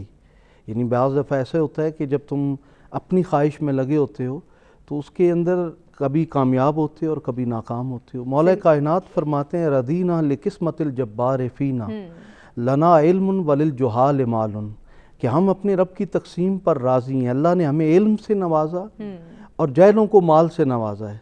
फरमाया जाहिल को अपने माल की हिफाजत करनी पड़ती है, जबकि इल्म इंसान की खुद हिफाजत करता है। अब बुखल की जहाँ तक बात है तो इस्लाम इसकी ना सिर्फ ये कहता है कि मोमिन बुखील नहीं हो सकता, इसको सख्त नापसंद किया है, ये अमल भी हराम है। अब दरमियाना रास्ता क्या है? सखावत। सही। सखावत का ताल्लुक इंसान की अपनी ज़ात नहीं, अल्लाह की मखलूक के साथ है। उनमें सबसे पहले रिश्तेदार, फिर पड़ोसी, फिर मोहल्लेदार, फिर शहर, फिर इस तरह पूरा ख़ानदान आपका आता है। उनके ऊपर आप खर्च करें। अल्लाह ताला को ये अमल सबसे ज़्यादा पसंद है। जितना आप छुपा कर पोशीदा अंदाज से खर्च करते हैं, अल्लाह ताला आपको और अता करता है। बल्कि मौला कायनात फरमाते हैं तो आप देने वाला एक हाथ रोकते हैं, अल्लाह 70 ऐसे हाथों को रोक देता है जिनके ज़रिए वो आपको अता कर रहा होता है। इसलिए परवरदिगार आलम को सखावत हो, बल्कि कुरान हकीम में है कि लन तनालुल बिर्रा हत्ता तुनफिकू मिम्मा तुहिब्बून, कि तुम नेकी का कमाल उस वक्त तक नहीं पा सकते जब तक कि तुम अल्लाह की राह में वो खर्च ना करो जो तुम्हें पसंद है, जो सबसे ज़्यादा पसंद है। वगरना हज़रत इस्माईल अलैहिस्सलाम की गर्दन पे छुरी ना चलती, वरना करबला में घराना रसूल कुर्बान ना होता, या वरना ये सारी हस्तियाँ, खुद हज़रत सैयदना शेख अब्दुल कादिर गिलानी जो हैं वो ईरान से हिजरत करके इराक़ आकर इस्लाम सीख कर इस्लाम को ना फैलाते, ये हस्तियाँ भी अपने घरों में बैठी रहती। वालदैन ने हंसी खुशी इन्हें सबसे पसंद होती है इंसान को अपनी औलाद, अपने हाथों से अगर अली असगर को पेश कर रहे हैं, अली अकबर को पेश कर रहे हैं, ओनो मोहम्मद को पेश कर रहे हैं, رہے ہیں اور پھر وہاں صبر نہیں شکر ادا کر رہے ہیں. مالک تیرا شکر ہے تو نے قبول کیا. تو یہ تو اسلام نے تو ہمیں یہ بھی سکھایا ہے کہ جب اس کی راستے میں دینے کی بات آئے تو پھر اولاد تو دور اپنی جان بھی دینے کا وقت آ جائے تو اس کے اوپر یہ نہیں کہنا ہے کہ میں یہ کیا کرنے جا رہا ہوں. نہیں, میرے رب کی اگر رضا ہے اور میرے خون سے اگر اسلام کے پرچم کو سربلندی مل سکتی ہے تو اپنی جان تک قربان کر دیں. اور شہادت اسلام میں سب سے بڑا میڈل بنا, اور آج بھی جسے ملتا ہے اس کو کہا جاتا ہے اس کو ہم نشان حیدر دیتے ہیں. اور اس کی وجہ کیا ہے کہ وہ جرت حیدری تھی کہ خود خشک سوکھی روٹی پانی میں بھگو کر کھانا اور آنے والے مہمان کو سب سے اچھا کھانا پیش کرنا. یہ ہے وہ کہ بخل کہاں گیا, بخل تو دفن ہو گیا ان ہستیوں کے پاس آ کر. اور سخاوت نے وہ ترقی پائی, وہ عروج پایا کہ جب ایک بار دسترخوان مولا حسن بڑا مشہور تھا مدینہ المنورہ میں. کہا جاتا ہے کہ ایک فقیر آیا اور اس نے دیکھا مدینہ شریف سے باہر کے ایک اور فقیر موجود ہے اور وہ اپنی آستین سے خشک روٹی پانی میں بھگو کر کھا رہے ہیں. انہوں نے کہا میں کھانا تو مجھے بھی بہت بھوک لگی ہے لیکن یہ تو نہیں کھاؤں گا, مجھے تو اچھا کھانا چاہیے. فرمایا اس گھر میں دستک دو. دستک دی تو آگے ایک بڑا دسترخوان تھا. وہ فقیر ایک لقمہ کھاتا ہے, ایک چھپاتا ہے, ایک کھاتا ہے, ایک چھپاتا ہے. تو امام حسن مجتبیٰ سے پوچھا کہ اے مسافر یہ کیا کر رہے ہو؟ انہوں نے کہا کہ میں نے راستے میں ایک فقیر کو دیکھا ہے جو خشک روٹی پانی میں بھگو کر کھا رہا تھا, میں اس کے لیے تھوڑا بچا رہا ہوں. آپ نے فرمایا وہ ہمارے بابا امیر المومنین مولا علی شیر خدا ہیں اور یہ انہی کا دسترخوان ہے جس سے آپ کھا رہے ہیں. تو نبی کریم صاحب الاولاق نے سب سے زیادہ جو پسند کیا وہ جو کی روٹی اور سرکے میں بھگو کر کھانا. کبھی جو کی سوکھی روٹی, کبھی کھجور پانی, تیرا ایسا سادہ کھانا مدنی مدینے والے.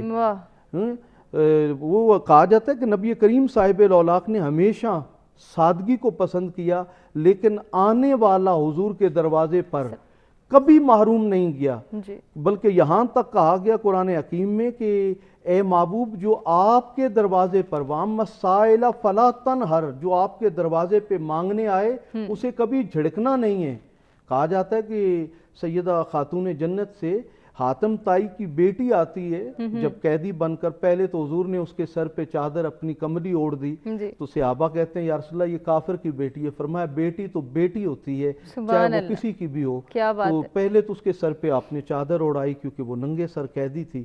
پھر اس کا مکالمہ ہوتا ہے بی بی پاک کے ساتھ کہ میرے بابا کا محل تھا 40 دروازے تھے, ایک فقیر آتا ایک دروازے سے مانگتا, میرے بابا عطا کرتے, دوسرے سے آتا, تیسرے سے, حتیٰ کہ 40 دروازوں سے میرے بابا پہچان لیتے تھے حاتم طائی پھر بھی اسے عطا کرتے. حضور نے فرمایا تھا کہ حاتم طائی میں ایک مومنانہ صفت تھی کہ وہ سخی تھا, اللہ کے بندوں پہ رزق بانٹتا تھا. بی بی پاک سلام اللہ علیہ نے فرمایا میرے بابا کا ایک جھونپڑی نما گھر تھا, اس کے کوئی بڑے دروازے نہیں تھے. اس دروازے پر جو ایک بار مانگنے آتا اس ایک دروازے سے اتنا عطا کر دیا جاتا کہ اس کو پھر کسی دوسرے دروازے پر مانگنے کی ضرورت ہی نہیں پیش آتی تھی. تو حضور نبی کریم صاحب الاولاق نے ایک لفظ نہیں ہے کہ تیرے لب پہ نہیں ہے, حضور نے کبھی کسی کو انکار نہیں کیا. اور اپنی حالت یہ ہوتی کہ کاشان اقدس پہ 3 دن بعض دفعہ کھانا تک نہیں پکتا تھا لیکن آنے والا کبھی معروم نہیں جاتا. یہ تھا حضور نبی کریم صاحب الاولاق صلی اللہ علیہ وآلہ وسلم کا, یعنی بخل سے بچتے تھے لیکن نمود و نمائش کو بھی سخت ناپسند کرتے. کیا بات ہے, بہت خوب. امجد صاحب آپ سے بھی آپ کا پوائنٹ آف ویو جانیں گے لیکن اس سے پہلے میں جو ہے وہ عباس علی اشرف صاحب سے گزارش کرنا چاہ رہی ہوں کہ وہ ہدیہ عنایت پیش کریں, پھر ہم گفتگو کے سلسلے کو آگے بڑھائیں گے.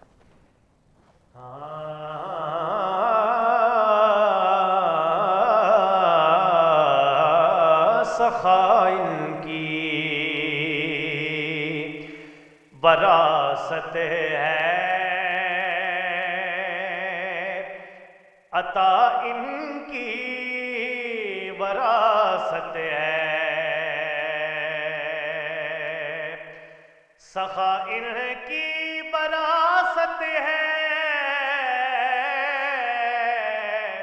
عطا ان کی وراثت ہے. علی کے ہیں یہ گھر والے, علی کے ہیں یہ گھر والے, عطا ان کی علی کے ہیں یہ گھر والے، عطا ان کی وراثت ہے،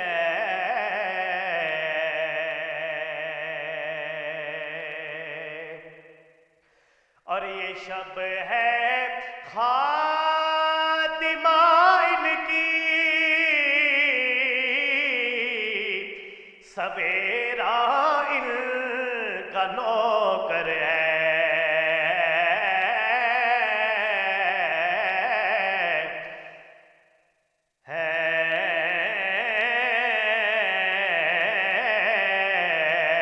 یہ شب ہے خاتمہ ان کی، سویرا ان کا نوکر ہے، یہ جب چاہے اثر کر دے، یہ جب چاہے اثر کر دے، ضیاء ان کی وراثت ہے، یہ جب چاہے اثر کر دے، ضیاء ان کی وراثت ہے،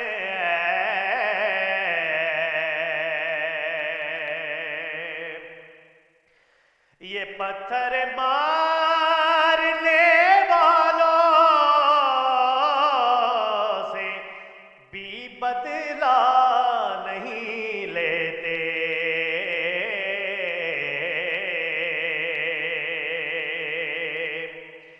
یہ پتھر مارنے والوں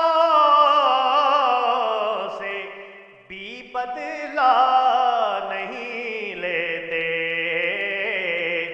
کیونکہ کرم ان کی وراثت ہے، دعا ان کی وراثت ہے، کرم ان کی وراثت ہے، دعا ان کی وراثت ہے،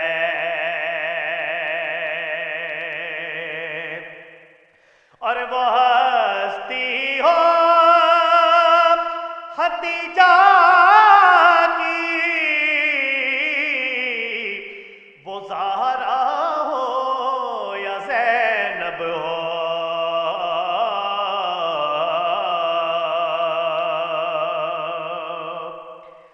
وہ ہستی ہو خدیجہ کی، وہ زہرا ہو یا زینب ہو، گواہ قدسی ہے اے لوگو، حیا ان کی وراثت ہے، علی کے ہیں یہ گھر والے، وفا ان کی وراثت ہے۔ سبحان اللہ، سبحان اللہ، بہت خوبصورت کلام آپ نے پیش کیا باسط اشرف، جزاک اللہ۔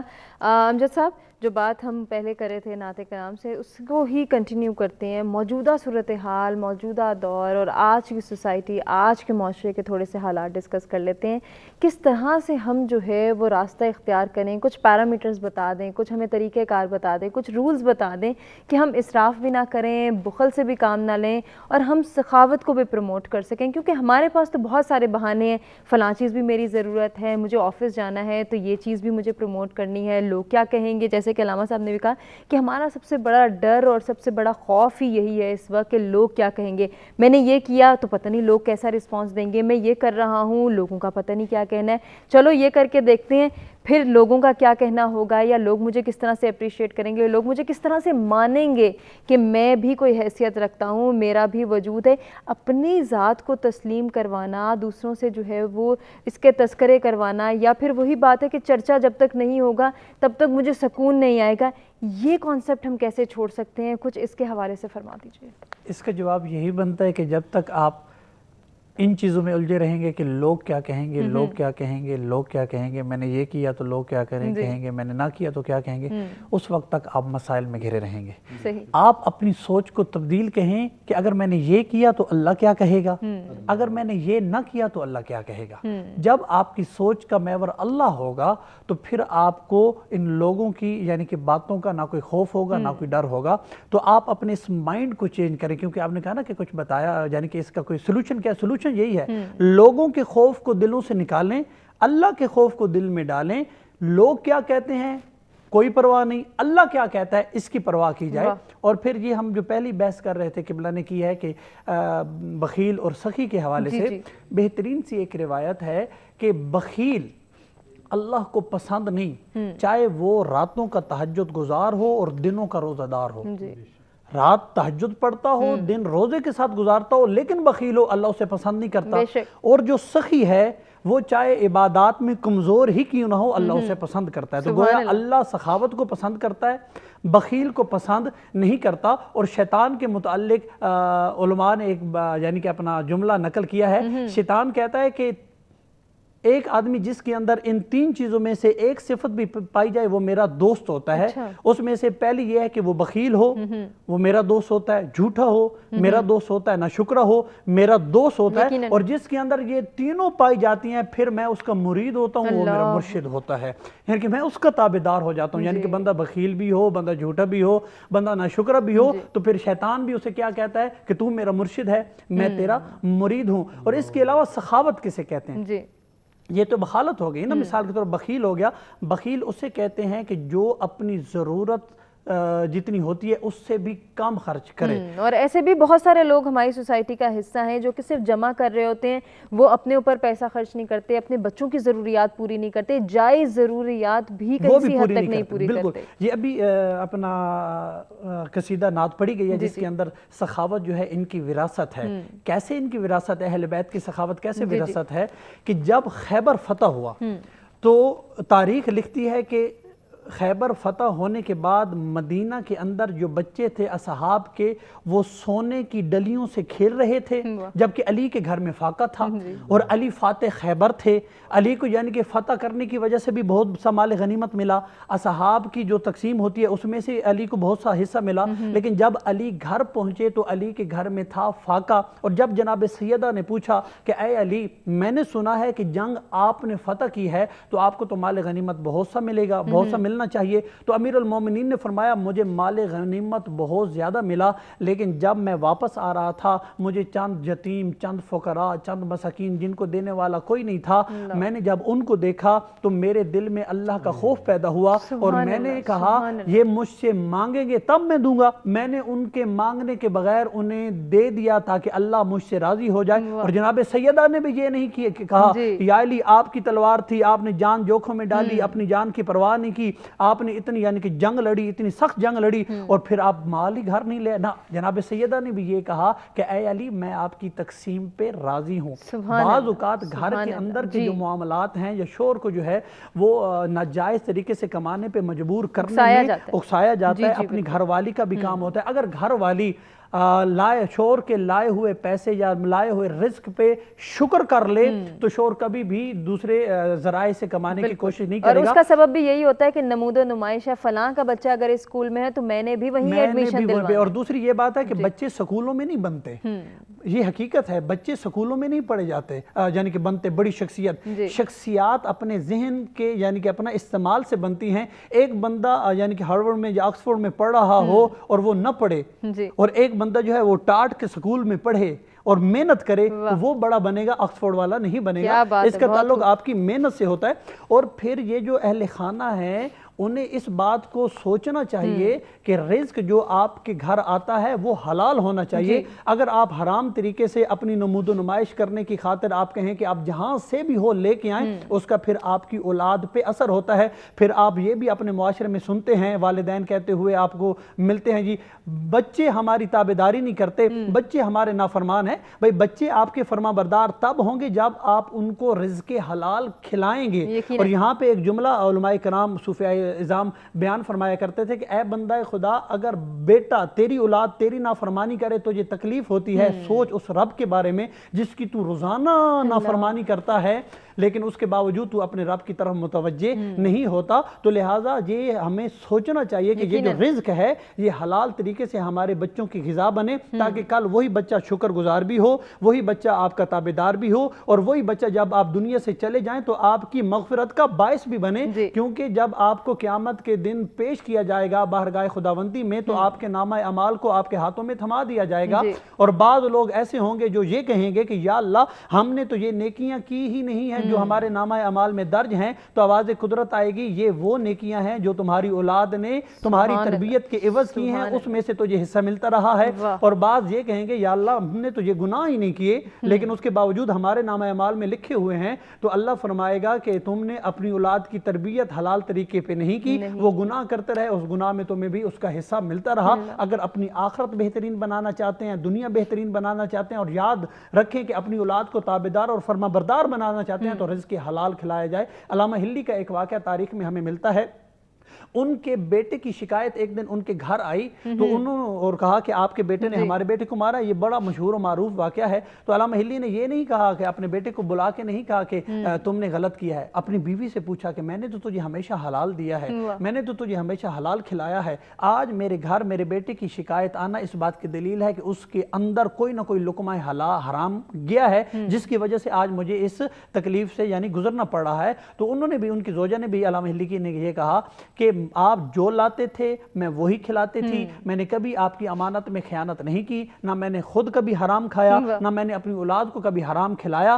تو علامہ نے کہا پھر یہ واقعہ پیش کیوں آیا؟ تو انہوں نے سوچا، اور سوچنے کے بعد انہوں نے کہا کہ کافی عرصہ پہلے جب میری اولاد میرے پیٹ میں تھی، میں ایک شادی پہ گئی، جب وہاں سے واپس آ رہی تھی تو ہمیں پیاس لگی، کھجور اپنا انگوروں کے باغ سے ہم گزر رہی تھی، تو میرے پاس ایک سوئی تھی، اپنی پیاس کو بجھانے کے لیے اس انگور کے اندر میں نے سوئی ماری، اس میں سے پانی نکلا اور وہ میرے گلے میں گیا اور میں نے اپنی پیاس کو بجھایا۔ تو علامہ ہلی نے کہا یہی وہ چند قطرے حرام کے تھے جو تیرے اندر گئے اور اس کی وجہ سے یہ شکایت آئی ہے۔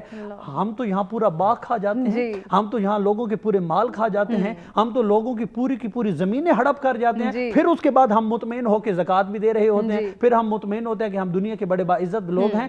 وہ یعنی کہ اللہ کے جو چند قطرے کسی کی اجازت کے بغیر آپ کو استعمال کرنے کی اجازت نہیں دیتا، وہ اللہ کیا اس بات کی اجازت دے گا کہ آپ لوگوں کا مال کھا جائیں؟ تو لہٰذا اپنی زندگیوں کو آسان کرنا ہے تو لوگوں کے مال پہ نظر نہ رکھیں، اللہ پہ نظر رکھیں کہ جس بندے نے دوسرے کو دیا ہے وہ تم کو بھی دے سکتا ہے۔ بے شک بے شک، بہت خوبصورت بات، اور اس بات کو سمجھنا کتنا آسان ہے، اس کے حوالے سے ہماری تعلیمات ہمیں کیا کہتی ہیں اس پر بھی ہم روشنی ڈالیں گے۔ ایک بریک کی جانب ہم بڑھیں، بریک سے واپس آئیں گے ناظرین، سادگی کے حوالے سے ضرور بات کرتے ہیں۔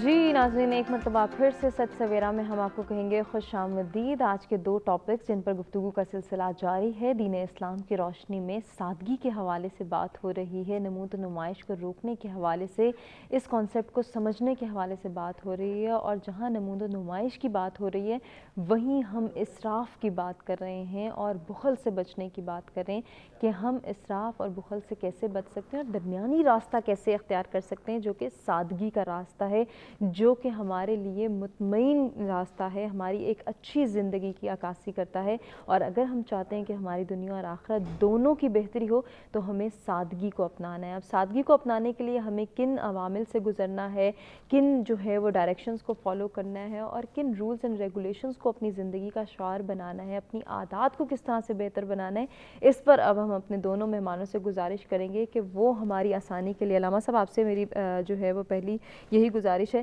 کہ جس طرح سے ہم بات کریں کہ سادگی کو اپنانا ہے، اسراف سے بچنا ہے، سخاوت کو اپنانا ہے، بخل کرنے سے بچنا ہے، وہی ہمیں یہ بتا دیجئے کہ کتنا مشکل ہے ہمارے لیے یا کتنا آسان ہو سکتا ہے کہ ہم چند جو ہیں وہ اختیار کر لیں رولز اینڈ ریگولیشن، چند پریکٹسز کو اپنی جو ہے وہ ڈیلی لائف سٹائل کا حصہ بنا لیں کہ اس طرح سے ہم اگر چلیں گے تو سادگی کو پروموٹ کر سکیں گے۔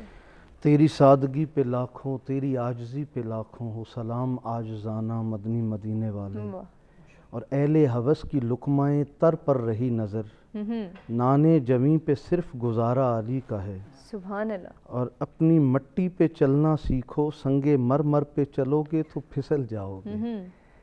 یہ چند اشعار اس لیے پیش کیے کہ میں سمجھتا ہوں میرے اس سیشن کی یا اس گفتگو کا یہ حصہ ہیں۔ جی جی بالکل۔ رسول خدا صلی اللہ علیہ وآلہ وسلم نے خود اپنی زندگی میں سادگی کو اختیار کیا، چاہے بستر ہو، چاہے لباس ہو، چاہے خوراک ہو، چاہے باقی گھر کے لوازمات ہوں، ہر چیز میں حضور نبی کریم نے سادگی کو اختیار کیا۔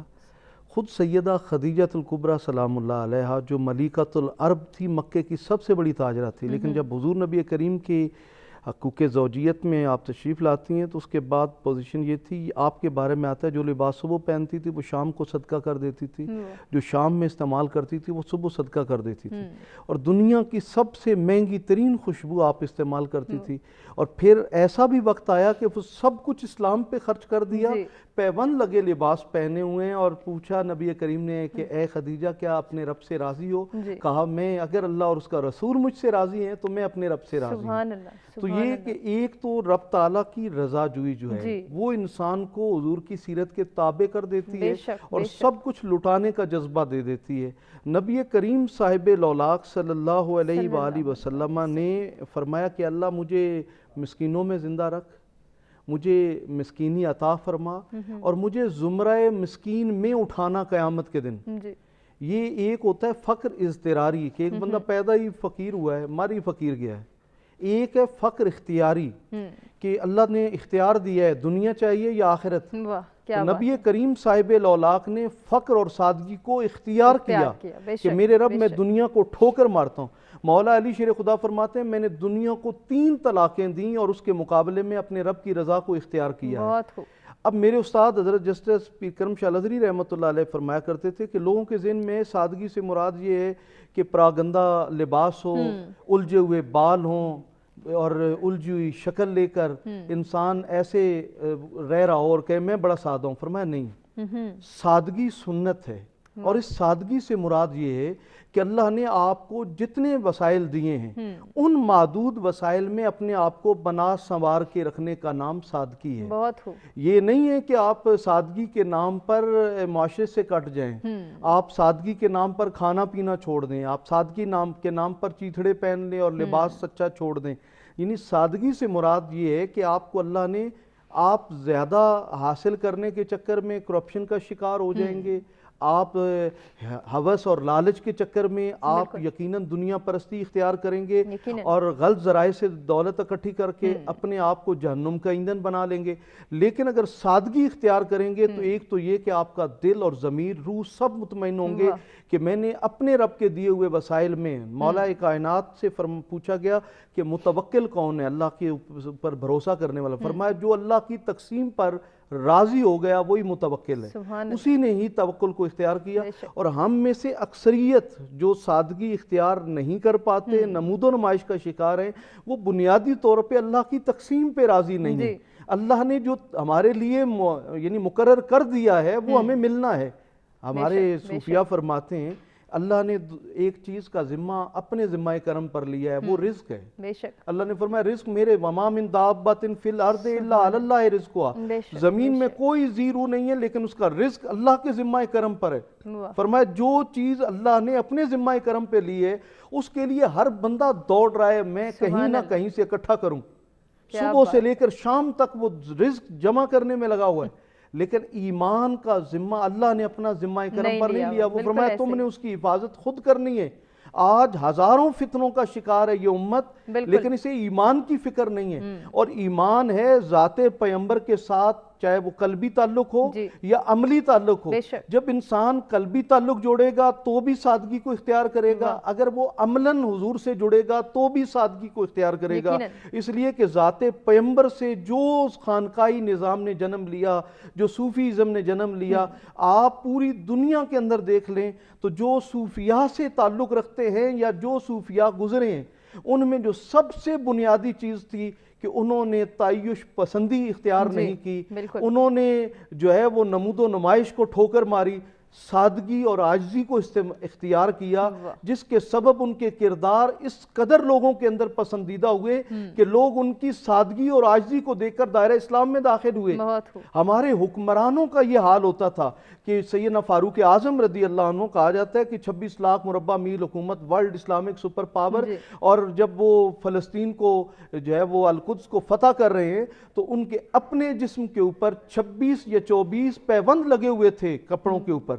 اور یعنی وہ خود سادگی اور عاجزی کا عالم یہ تھا کہ یہ حرام نہیں ہم نے جمع کرنا ہے, بلکہ اللہ نے جو دیا ہے. مولا کائنات ضربت لگ جاتی ہے اور اس کے بعد آپ کے سامنے نمک لایا جاتا ہے, دودھ لایا جاتا ہے اور ساتھ جو کی روٹی ہوتی ہے, تو آپ نے ایک چیز کو ہٹا دیا, فرمایا کہ اس دودھ کو آپ واپس لے جاؤ کیونکہ جو کوفہ کے یتیم ہیں یہ ان کا حق ہے, یہ میرا حق نہیں ہے. یعنی مسلمانوں کے امیر المومنین کے دسترخوان پر بھی کبھی 2 کھانے بیک وقت جمع نہیں ہوئے, اس قدر سادگی تھی. اور جتنا آج ہماری پرابلم یہ ہے کہ ہمارے ہاں کچھ لوگ ہیں جو کھانے کے لیے زندہ ہیں اور کچھ ہیں جو زندہ رہنے کے لیے کھاتے ہیں. ان دونوں میں فرق ہے. پہلا وہ ہے جو کھانے کے لیے زندہ ہے, اس کی حالت جانوروں جیسی ہے, اور جو صرف اتنا کھاتے ہیں کہ ہم زندہ رہیں وہ انسان ہے. انسان اگر اپنی خواہشات کے تابع ہو جائے, جنہیں صوفیاء یہ فرماتے ہیں کہ اللہ کا بندہ وہ ہے جو قلیل الطعام ہو, جو قلیل الکلام ہو, جو قلیل المنام ہو, جو سوئے بھی کم, کھائے بھی کم, بولے بھی کم, وہی اللہ کا بندہ ہے. اور بولے تو خیر کی بات بولے, کھائے تو حلال کھائے, اور نیند ایسی پوری کرے کہ جس کے اندر اس کو قیام اللیل بھی میسر آ جائے. تو یعنی یہ سادگی ہی نبی کریم صاحب الاولاق کی تھی کہ جہاں چھوٹا بھی جاتا تو حضور کے سامنے جا کر اس کو شرمندگی نہ ہوتی, بڑا بھی جاتا تو حضور کی ہیبت کے سامنے سر نگوں ہو جاتا. نبی کریم صاحب الاولاق نے جس معاشرے کو ترتیب دیا تھا اور صحابہ اکرام کی تربیت کی تھی, اہل بیت اطہار کو پروان چڑھایا, وہ سارے کا سارا سادگی پر مبنی تھا. یقیناً علامہ صاحب, اور اگر ہم بھی ان کے پیروکار بننا چاہتے ہیں اور ان کی پیروی کرنا چاہتے ہیں تو ہمیں بھی وہی لائف سٹائل اپنانا ہوگا. امجد صاحب, جیسے کہ علامہ صاحب نے بڑی خوبصورت بات کی کہ کس طرح سے ہم سادگی کو اپنا سکتے ہیں. ہمارے ہاں اگر اپنی سوسائٹی کی ہم ابھی بات کریں تو سوشل میڈیا ایک ایسا میڈیم ہے کہ جس پر نمود و نمائش کی ہمیں بھرمار نظر آتی ہے. میں نے ایک پین خریدا, جب تک میں اس کی پکچر بنا کے اپلوڈ نہیں کروں گی شاید مجھے وہ سرور نہیں آئے گا, وہ سکون محسوس نہیں ہوگا. میں نے ایک جوتا خریدا ہے, اس کو جب تک میں نے یہ ٹیگ نہیں لگایا کہ میں نے فلاں جگہ سے نہیں لی اور 10 لوگوں نے اس کو لائک کیا, 10 لوگوں نے اس پہ کمنٹ کیا, 10 لوگوں نے اس کو تعریف کی, میری تعریف کی, میری بڑائی بیان کی, تب تک مجھے سکون نہیں آیا. یہ جو سوشل میڈیا کا بیجا استعمال ہے, خصوصاً نوجوان نسل سے اگر ہم اس کو ریلیٹ کریں, ایسوسیٹ کریں, تو سادگی کا کانسیپٹ تو سب سے پہلے ہم نے یہیں پہ دفن کر دیا. سب سے بڑی بات یہ ہے کہ امیر المومنین علیہ الصلوۃ والسلام کا ایک فرمان ہے جو کہ ایک زندگی کا اصول ہونا چاہیے. امیر المومنین فرماتے ہیں کہ دنیا میں اس طریقے سے رہو جیسے پانی کے اندر کشتی رہتی ہے, کیونکہ جب تک کشتی پانی کے اندر ہو کشتی تیرتی رہتی ہے, اور جب پانی کشتی کے اندر آ جائے تو کشتی ڈوب جاتی ہے. تو دنیا میں تم اس طریقے سے رہو جیسے کشتی پانی میں ہوتی ہے, یعنی کہ آپ دنیا میں رہو, دنیا آپ کے اندر نہ رہے. اور یہ سوشل میڈیا کی جو آپ نے بات کی ہے, سوشل میڈیا کو آپ چھوڑ دیں, ہمارا جو مثال کے طور پر قومی میڈیا ہے اس کے اوپر بھی جب سادگی کے حوالے سے یا نمود و نمائش کے حوالے سے یا اسراف کے حوالے سے بات کی جا رہی ہوتی ہے, اور جو بات کرنے والا ہوتا ہے اس کے اپنے لباس سے یہ تمام چیزیں ظاہر ہو رہی ہوتی ہیں. اس کا لباس دیکھ کے دیکھنے والا کہتا ہے کاش میرا بھی ایسا ہو, اس کی یعنی کہ پورا سیٹ اپ دیکھ کے دیکھنے والے یہ کہتے ہیں کہ میرا بھی ہو. اور قرآن, حدیث اور رسول اسلام کیا فرماتے ہیں کہ وہ بات نہ کرو جس پہ خود عمل نہیں کرتے. اگر سادگی کا عمل کسی کو درس دیا بھی جائے تو پہلے خود اپلائی کیا جائے اپنے اوپر کہ میں بھی سادہ ہوں, پھر آپ آگے اس کو پہنچا بھی سکتے ہیں اور آپ کی بات کا اثر بھی ہو سکتا ہے. ایک صحابی آیا، یعنی کہ سادگی کیسے آپ کو حاصل ہو سکتی ہے؟ میں شروع سے لے کے ابھی تک ایک بات کر رہا ہوں کہ جب تک آپ کے دل میں اللہ کا خوف نہیں آئے گا اس وقت تک آپ کسی بھی اسلامی تعلیم کو جو ہے وہ اہمیت بھی نہیں دے سکتے اور اس پہ عمل بھی نہیں کر سکتے۔ وہ کیسے؟ ایک صحابی رسول خدا صلی اللہ علیہ وسلم کی خدمت میں حاضر ہوا۔ رسول خدا نے کہا تو مسلمان ہے؟ اس نے کہا یا رسول اللہ الحمدللہ میں مسلمان ہوں۔ کیا تو اللہ سے کیا تو مجھ سے زیادہ محبت کرتا ہے؟ فرمایا یا رسول اللہ بالکل کرتا ہوں۔ اپنی اولاد سے بھی زیادہ محبت کرتا ہے؟ فرمایا بالکل۔ اپنے مال سے؟ فرمایا بالکل۔ اپنی تمام اپنے ماں باپ سے بھی زیادہ مجھ سے محبت کرتا ہے؟ فرمایا بالکل۔ اپنے رشتے، یعنی کہ رسول خدا نے تمام چیزیں پوچھی کہ دنیا کی ہر چیز سے بڑھ کے تو مجھ سے محبت کرتا ہے؟ صحابی رسول نے کہا یا رسول اللہ میں دنیا کی ہر چیز سے اپنی مال، اپنی اولاد، اپنے ماں باپ، اپنے رشتہ داروں اور اپنے تمام چیزوں سے بڑھ کے میں آپ سے محبت کرتا ہوں۔ پھر رسول خدا نے کہا کیا تو اللہ سے بھی بڑھ کے مجھ سے محبت کرتا ہے؟ صحابی رسول نے فرمایا نہیں یا رسول اللہ، میں اللہ سے بڑھ کے آپ سے محبت نہیں کرتا، میں آپ سے بھی بڑھ کے اللہ سے محبت کرتا ہوں۔ یہ رسول کی تعلیم ہے کہ جب تک آپ رسول اللہ امیر المومنین اہل بیت اور اصحاب سے بڑھ کے اللہ سے محبت نہیں کرتے اس وقت تک رسول بھی آپ سے راضی نہیں ہوتا۔ اور جب آپ کے دل میں اللہ کی محبت آ جائے گویا کہ آپ نے رسول کی سیرت پہ عمل بھی کیا اور شریعت کو اپنے اندر سما بھی لیا۔ اور اسی کا منظر امام رضا علیہ السلام کی زندگی سے بھی ہمیں ملتا ہے کہ امام رضا علیہ السلام نے عید کی نماز پڑھائی، امام نے بڑا بھڑکیلا، بڑا رنگین اور بہت خوبصورت لباس پہنا ہوا تھا اور عید کا خطبہ دیا، نماز پڑھائی۔ نماز پڑھانے کے بعد جب فارغ ہوئے تو ایک آدمی امام کے پاس آیا اور آ کے کہنے لگا یا امام آپ تو فرماتے ہیں کہ سادگی اسلام ہے، سادگی دین ہے، سادگی ایمان ہے، لیکن آپ کا لباس دیکھ کے تو مجھے سادگی اس کے اندر نظر نہیں آ رہی۔ اس وقت امام نے کہا یہ اوپر والا لباس نہ دیکھ، اس کے نیچے والا لباس دیکھ۔ یہ اوپر والا لباس میں نے اس لیے پہنا ہے کہ لوگ یہ نہ کہیں کہ رضا کے پاس کچھ نہیں ہے، اور نیچے والا لباس میں نے اس لیے پہنا ہے کہ اس لباس سے میں اپنے نفس کو اپنے رب سے راضی کرتا ہوں۔ اس کا مطلب کیا ہوا؟ اس سے ہمیں دو چیزیں ملی، جہاں پہ ضرورت ہو خوبصورت لباس پہنے، یعنی کہ ایک ایسا مقام ہے جہاں پہ خوبصورت لباس اگر آپ نہیں پہنتے تو آپ کی عزت میں کمی واقع ہوتی ہے، تو وہاں پہ خوبصورت لباس پہننا واجب ہے، ضرور پہنے تاکہ اللہ کے نزدیک سب سے مکرم بندے کی عزت ہوتی ہے۔ وہ اللہ جو اپنے بندے کے گناہ ملائکہ اور انبیاء سے بھی چھپا کے رکھتا ہے، وہ کبھی بھی اپنے بندے کی توہین برداشت نہیں کرتا۔ تو اسلام ہمیں یہ نہیں کہتا کہ آپ بالکل ہی سادہ ہو جائیں، بالکل ہی اللہ کی نعمتوں کو استعمال نہ کریں، کیونکہ قرآن میں اللہ نے فرمایا کلو وشربو ولا تسرفو، کھاؤ پیو اور اسراف نہ کرو۔ جہاں پہ لگانے کا ٹائم آئے لگاؤ، جہاں پہ کھانے کا ٹائم آئے کھاؤ، جہاں پہ پینے کا ٹائم آئے پیو، لیکن بے جا کھانا، بے جا لگانا، بے جا پینا اور بے جا استعمال کرنا، اس سے اسلام نے منع کیا ہے۔ تو یہاں پہ آپ کا لباس خوبصورت ہو اور آپ کی عزت کا باعث ہو، خوبصورت لباس پہنے، خوبصورت جوتے پہنے، لیکن اس کا مطلب قطعاً نہیں ہے کہ آپ مقابلے میں آ کے اپنی طاقت سے زیادہ اس کا یعنی کہ اپنا خرچ کریں۔ اور پھر اسی حوالے سے قرآن مجید میں اللہ نے یہ بھی ارشاد فرمایا کہ اِنَّهُ لَا يُحِبُّ الْمُسْرِفِينَ، کہ جب بھی تم فضول خرچی کرو گے، نمود و نمائش کرو گے، تو جان لو اللہ تعالیٰ فضول خرچ اور اسراف کرنے والے اور نمود و نمائش کرنے والوں کو پسند نہیں کرتا۔ اگر ہم نے اللہ کا پسندیدہ بندہ بننا ہے تو ہمیں اسراف سے بچنا ہوگا۔ جیسے قبلہ نے یہ کہا، جناب خدیجۃ الکبریٰ سلام اللہ علیہ جو کہ ملکۃ العرب تھی، یعنی کہ جن کے اونٹوں کی تعداد 70,000 تھی اس وقت، اور جن کے اونٹ تقریباً سونے چاندی کے سکوں سے بھرے ہوئے ہوتے تھے، اور مالدار اور تجارت کی سب سے بڑی خاتون تھی، پورا عرب جن کا مقروض تھا، اور انہوں نے جب اسلام کے اوپر اپنا سب کچھ خرچ کر دیا، اور قبلہ نے پوری وضاحت کے ساتھ اسے بیان بھی کیا، اور آخر پہ جب بی بی کا ایک ہی لباس بچا جس کے اندر پیوند بھی لگے ہوئے تھے، اور جب بی بی دنیا سے جانے لگی، شیب ابی طالب میں جب رہی 3.5 سال بائیکاٹ رہا، اور جب دنیا سے بی بی پردہ فرمانے لگی تو بی بی کے پاس صندوق کے اندر ایک جوڑا تھا کپڑوں کا، اور اپنی بیٹی جناب فاطمہ الزہرا کو بلایا اور بلا کے کہا اے بیٹی جتنی دولت تھی میں نے تیرے باپ کے دین پہ لگا دی ہے، اب تجھے دینے کے لیے میرے پاس کچھ نہیں ہے، بس ایک یہی جوڑا ہے جو میں نے تیرے لیے بچا کے رکھا ہے، میری طرف سے اسی جوڑے کو قبول کر اور اپنی ماں سے راضی ہو جا۔ تو جناب سیدہ نے بھی یہ نہیں کہا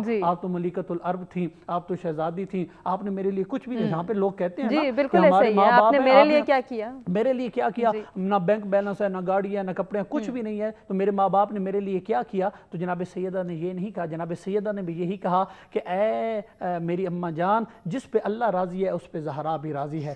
جیسے میں نے یہ کہا نا کہ مثال کے طور لوگ کہتے ہیں کہ ہمارے ماں باپ نے ہمارے لیے بینک بیلنس نہیں چھوڑا، یہ نہیں چھوڑا، اس کا ایک واقعہ بھی ہے، اگر ٹائم ہے تو میں اسے بیان کر دیتا ہوں۔ مختصر میں مختصر سا، ایک بندہ ہے یعنی کہ اسی واقعے سے اس کا والد مر گیا اور کافی عرصے کے بعد آیت اللہ دستغیب نے اس کو اپنی کتاب میں لکھا ہے، تو کافی عرصے کے بعد جو ہے نا وہ اپنے ایک کسی دوست یعنی کہ اپنا کسی کے خواب میں آیا، اس نے کہا کہ میں دنیا سے چلا گیا ہوں، میرے بیٹے کو کہو کہ میرے لیے کوئی فاتحہ پڑھ دے، میرے لیے کوئی دعا کر دے، میرے لیے کوئی دعائے خیر کے جملے ہی ادا کر دے۔ تو جب وہ بندہ صبح اٹھا اور اس کے بیٹے کے پاس گیا تو اس جا کے کہنے لگا تیرا باپ جو ہے وہ آخرت میں ہے، مشکل میں ہے، تو اس کے لیے کچھ دعائے خیر کر دے۔ تو اس نے کہا اس نے میرے لیے کیا کیا جو میں اس کے لیے کچھ کروں؟ جاؤ یہ چند قطرے جو ہیں پانی میں اس نے ہاتھ ڈالا اور پھینک دیا اور کہا یہ چند قطرے میں نے اپنے باپ کو دیے، اس کا بھی اللہ تعالیٰ نے اس مرنے والے کو اجر عطا فرمایا۔ تو لہذا کبھی بھی اپنے والدین سے شکوہ نہ کیجیے، اللہ کی تقسیم پہ راضی ہو جائیے، اور جو اللہ کی تقسیم پہ راضی ہو جاتا ہے اللہ اس پہ راضی ہوتا ہے۔ بے شک بے شک، اور اسی پیغام کے ساتھ آج کی اس نشست کا ہم اختتام کرنا چاہیں گے۔ اپنے دونوں مہمانوں کا شکریہ ادا کریں گے جن سے ہمیں بہت کچھ سیکھنے کا موقع ملا، اور امید کرتے ہیں کہ آپ کو بھی آج کا پروگرام پسند آیا ہوگا۔ اپنے فیڈ بیک سے آگاہ کیجیے گا، اپنا بہت خیال رکھیے گا۔ جاتے جاتے عباس علی شرف صاحب کا بھی جو ہے ہم شکریہ بھی ادا کریں گے اور ان سے گزارش کریں گے کہ وہ اختتامی کلام پیش کریں۔ عکس روح مصطفیٰ سے ایسی زیبائی ملی، عکس روح مصطفیٰ سے ایسی زیبائی ملی، کھل اٹھا رنگے چمن پھولوں کو رعنائی ملی، کھل اٹھا رنگے چمن پھولوں کو رعنائی ملی،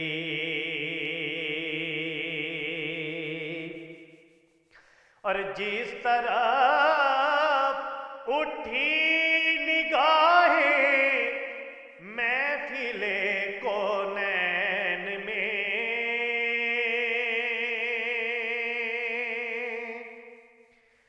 جس طرح اٹھی نگاہیں محفل کونین میں، رحمت للعالمین کی جلوہ فرمائی ملی، رحمت للعالمین کی جلوہ فرمائی ملی، اور بحر عشق مصطفیٰ کا ماجرا ہو گیا بیان،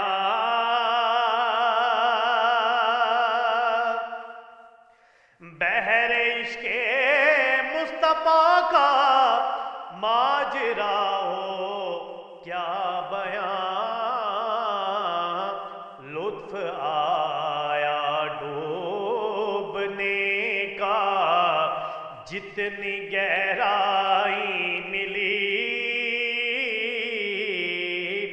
لطف آیا ڈوبنے کا جتنی گہرائی ملی، اور چادر زہرا کا سایہ ہے تیرے سر پر نصیر،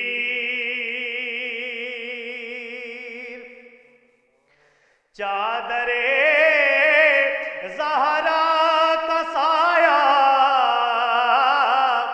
ہے تیرے سر پر نصیر، فیض نسبت دے دیکھیے نسبت